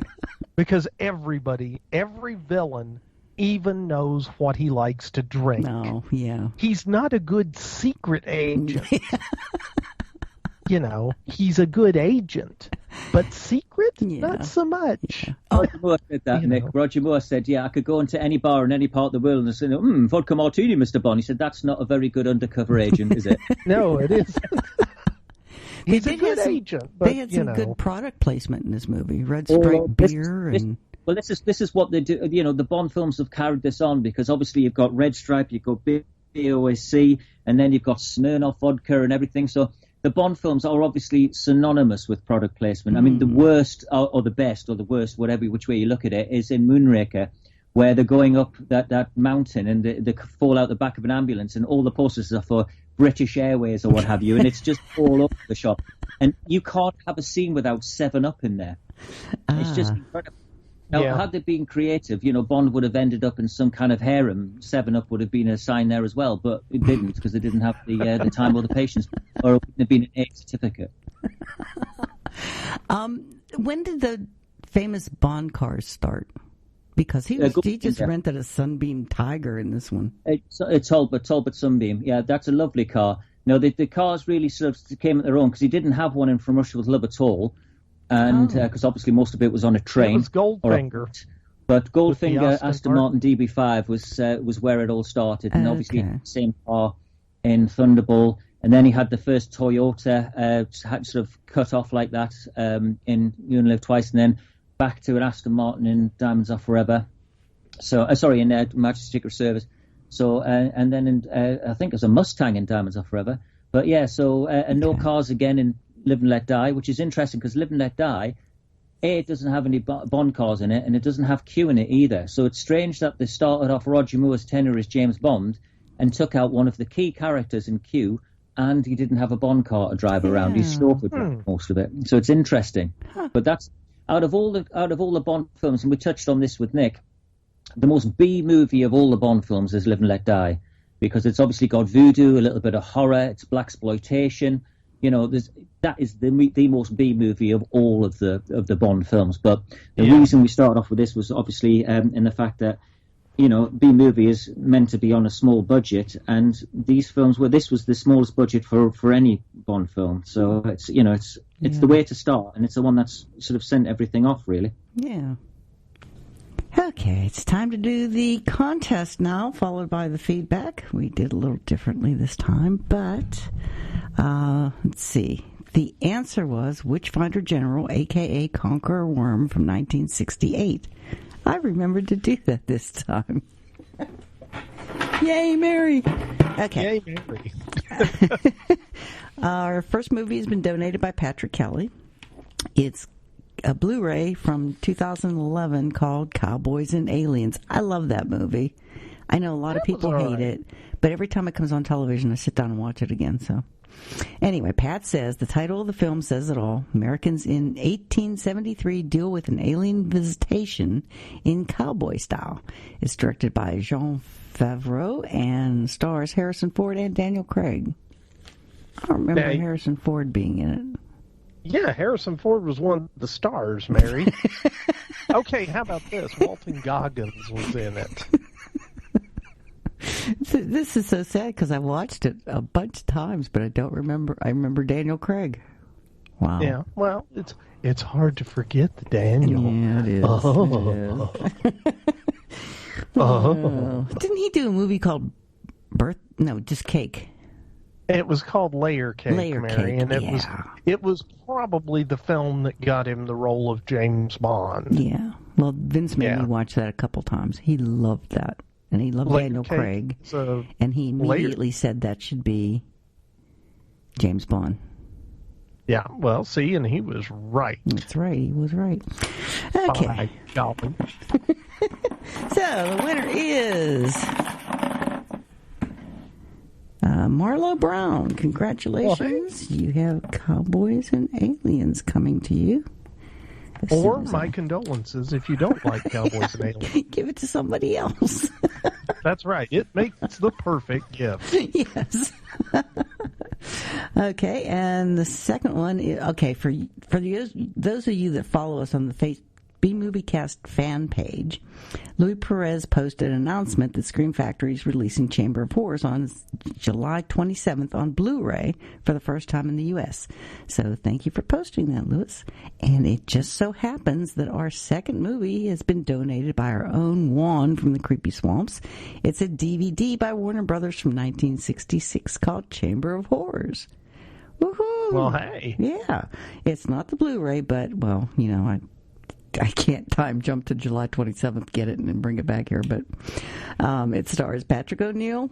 I have no idea how to say this name. Cesare Danova. Why are you asking me? I thought you might have heard of it.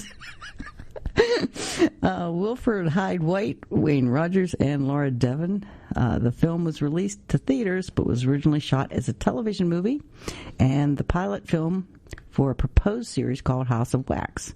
The film uses gimmicks, one called Fear Flasher. The screen flash is red for several seconds, and the horror horn, an audible alert. The horror horn. to alert viewers to grisly moments. The story goes that a condemned maniac, Jason Cravat, Patrick O'Neill, escapes capture from the authorities at a bloody cost by chopping off his manacled hand.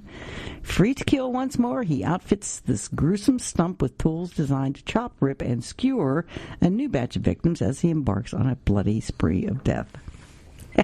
I always like bloody stuff.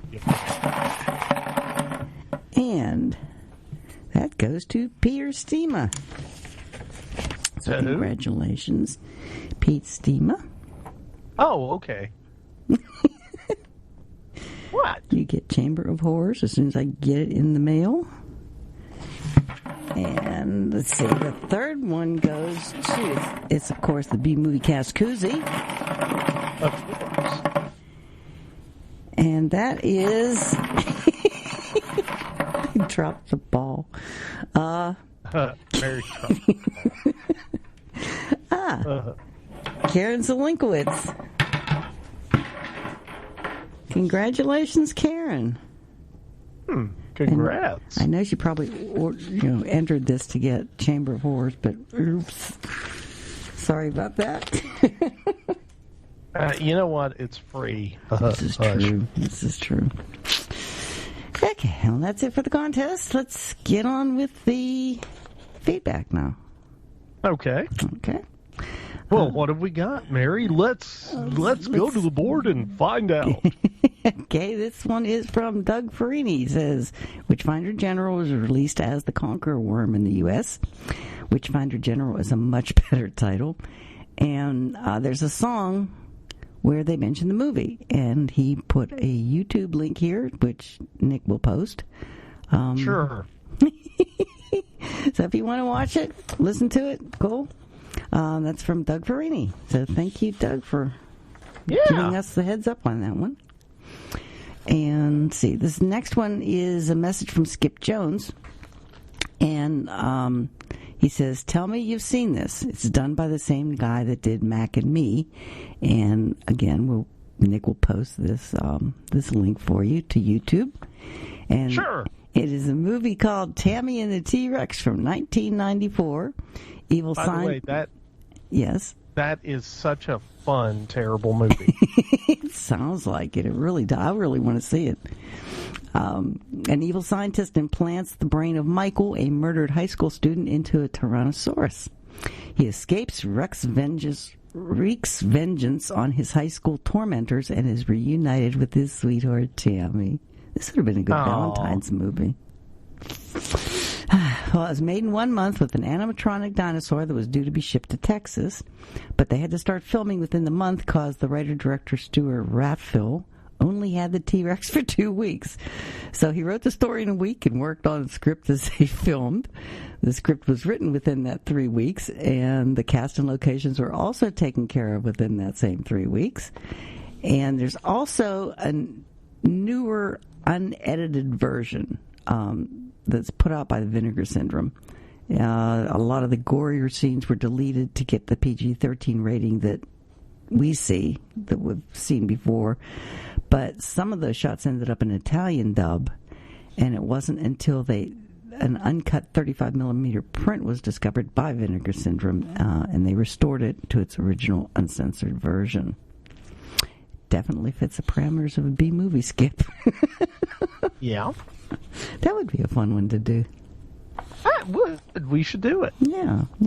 I think Richard Chamberlain posted on the B-Movie fan site that he's doing a version on Dread Media right now.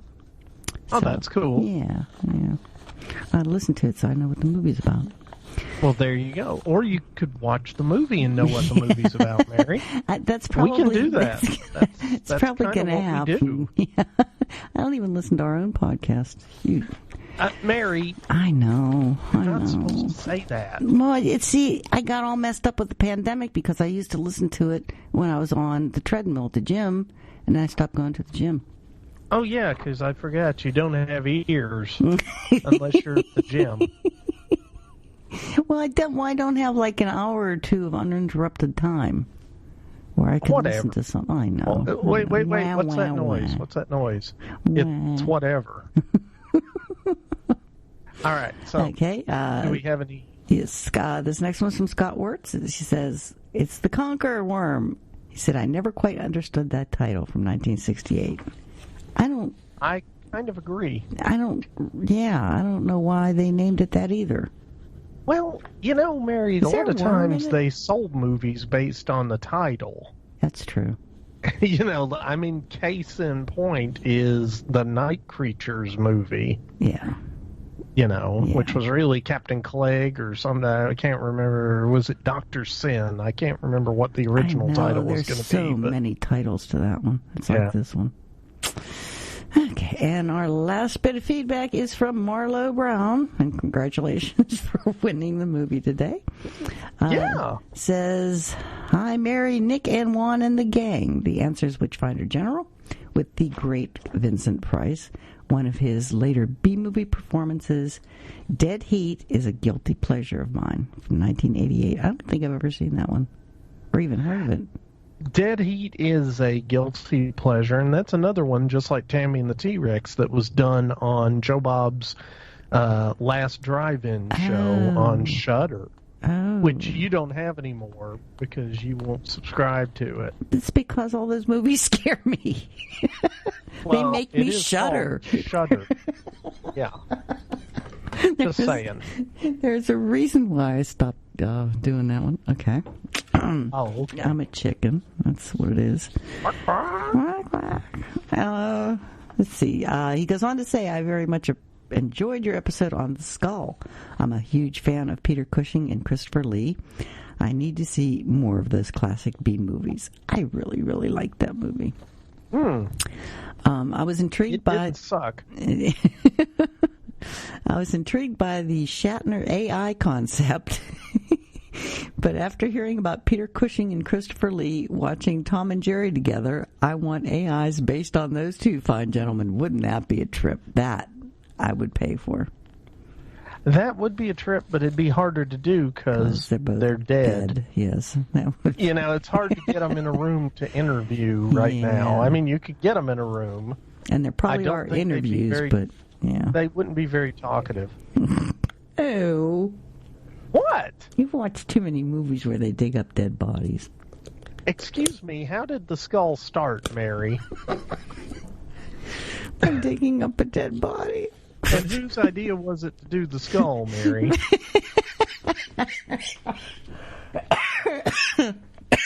That's right, Mary. You choke on it. Oops. Oops. Oh, let's see. He goes on to say, he's still talking. I can introduce them to anime. Imagine what fun could be had if they got hooked on Cowboy Bebop and started doing voices for the characters.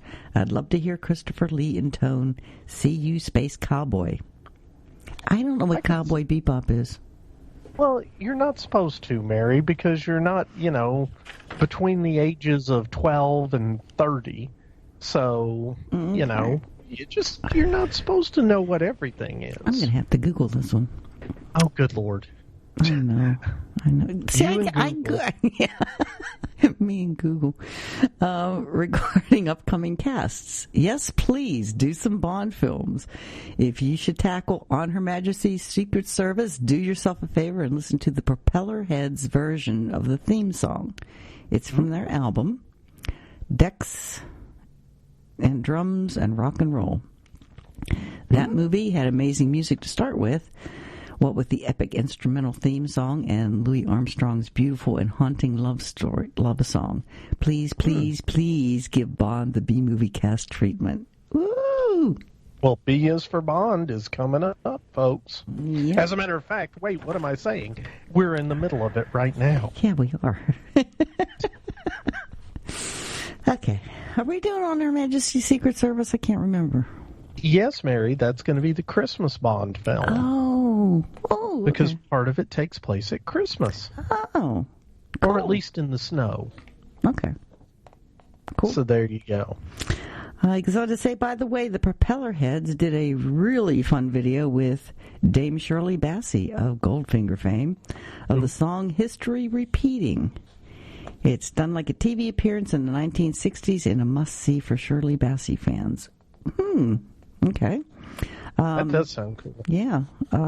Thanks for another great episode. I'll keep my eyes open for The Skull. I did find Horror Express on archive.org. I don't know where you could find. I think I said where The Skull was, but I can't remember. You did. I think I got it well, knowing me, I got it off of Amazon. It was on Amazon, yeah, Mary. Streaming. Please give my best to everyone. Sounds like Nick didn't have enough time to enjoy Texas very much, but he's welcome to stop by again sometime. I think Marlo's in around Austin, right? I think. Austin, really? Well, hey. Mm-hmm. Oh, that's right. Didn't he work for the Alamo Draft House there? No, that's somebody else I'm thinking of. Yeah, but okay. From the best state for barbecue in the U.S., Texas, of course. Yours truly, Marlo. And they don't have the best barbecue in the U.S. I'm just talking to Matt Kowalski about that, and he's planning on doing a U.S. barbecue road trip at one point. I told him he has to come to South Carolina. Of course, it's pork here. Mary, it's not beef. But by the way, you were about to start a large argument, but I'm going to go ahead and ask, where does the best barbecue in the United States reside? I think it's in South Carolina. Of course you do. Because I know some really, really hole-in-the-wall dives that make really good barbecue. And they have any kind of sauce you want. They do the pork.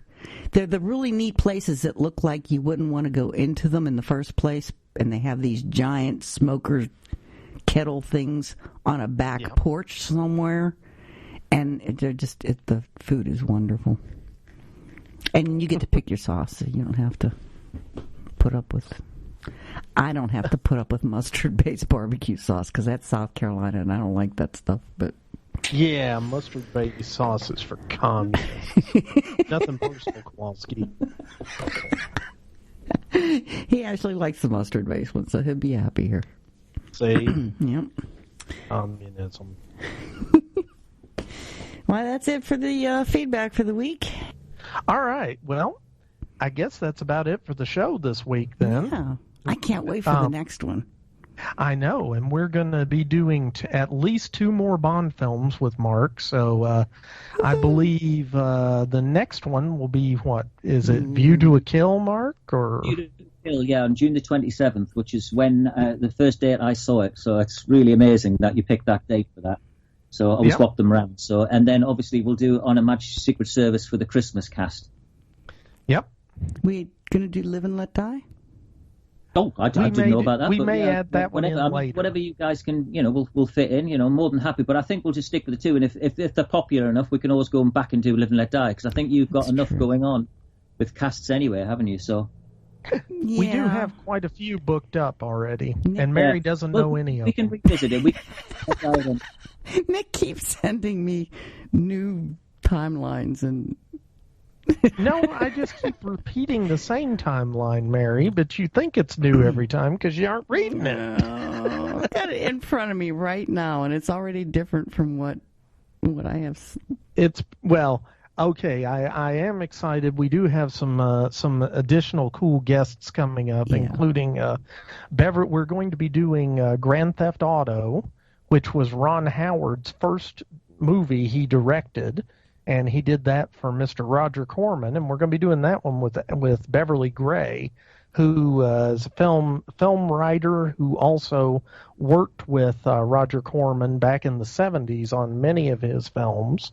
I have another bit of exciting news that I haven't told Mary yet, but this is cool. Beverly has hooked me up with the man who was the editor on Battle Beyond the Stars, which was Roger Corman's kind of the Magnificent Seven / the Seven Samurai film, but set in space. And that came out in 1980, and so we've got him lined up as a possible guest, too. So That's I'm great. very excited for that. I've actually got Beverly's book on Roger Corman downstairs that she signed, Nick. It's a really good book. Yeah. It's brilliant, isn't it? Yeah, it's great. And, really, really good. Well, and the reason we're doing Grand Theft Auto with her is she's in the process of writing a biography of Ron Howard. Right, okay. Yeah, so you have a new book out soon. So, and on that note, I think we're going to call it a day. Yes.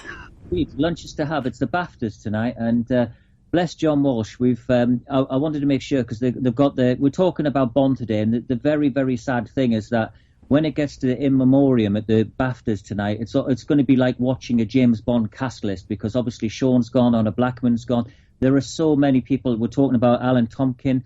All these people have died this year. It's been a tragic year for losing people from the Bond films.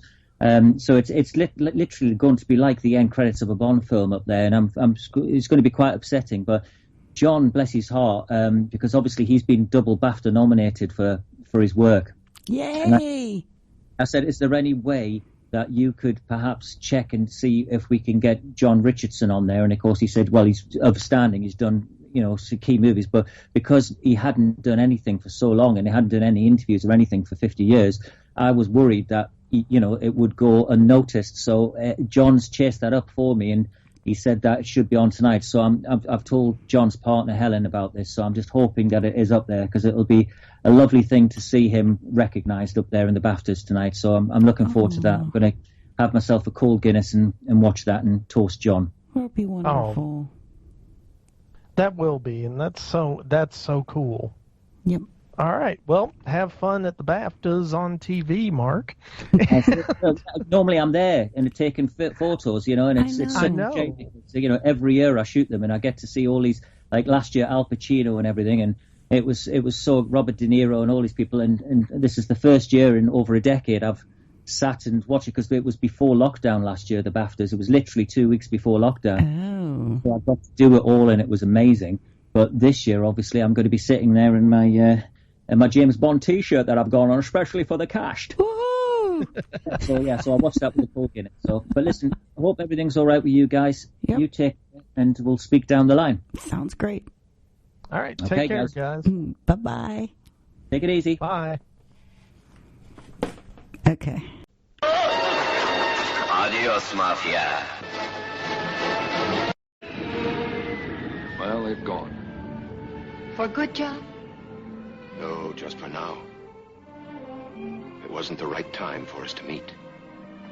But there'll be other nights, other stars for us to watch. They'll be back.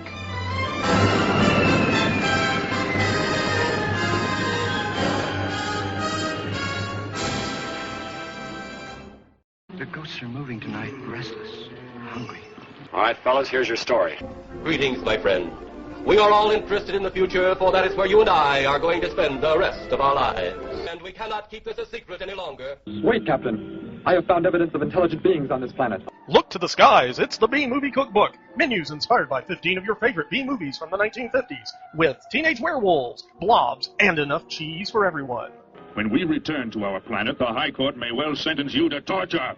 But until then, we've got Ed Wood and Vincent Price.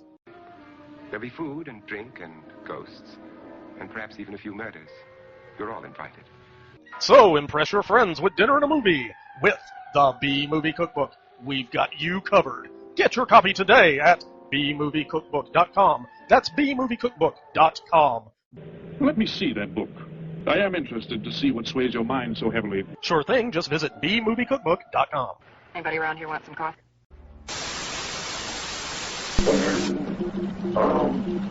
Transmission. The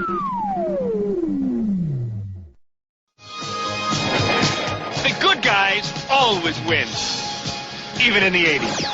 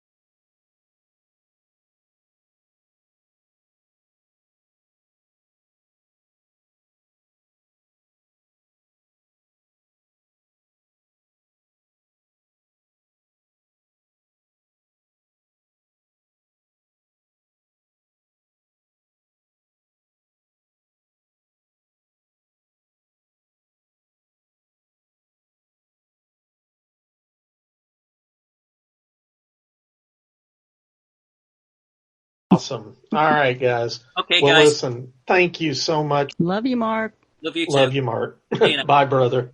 Bye.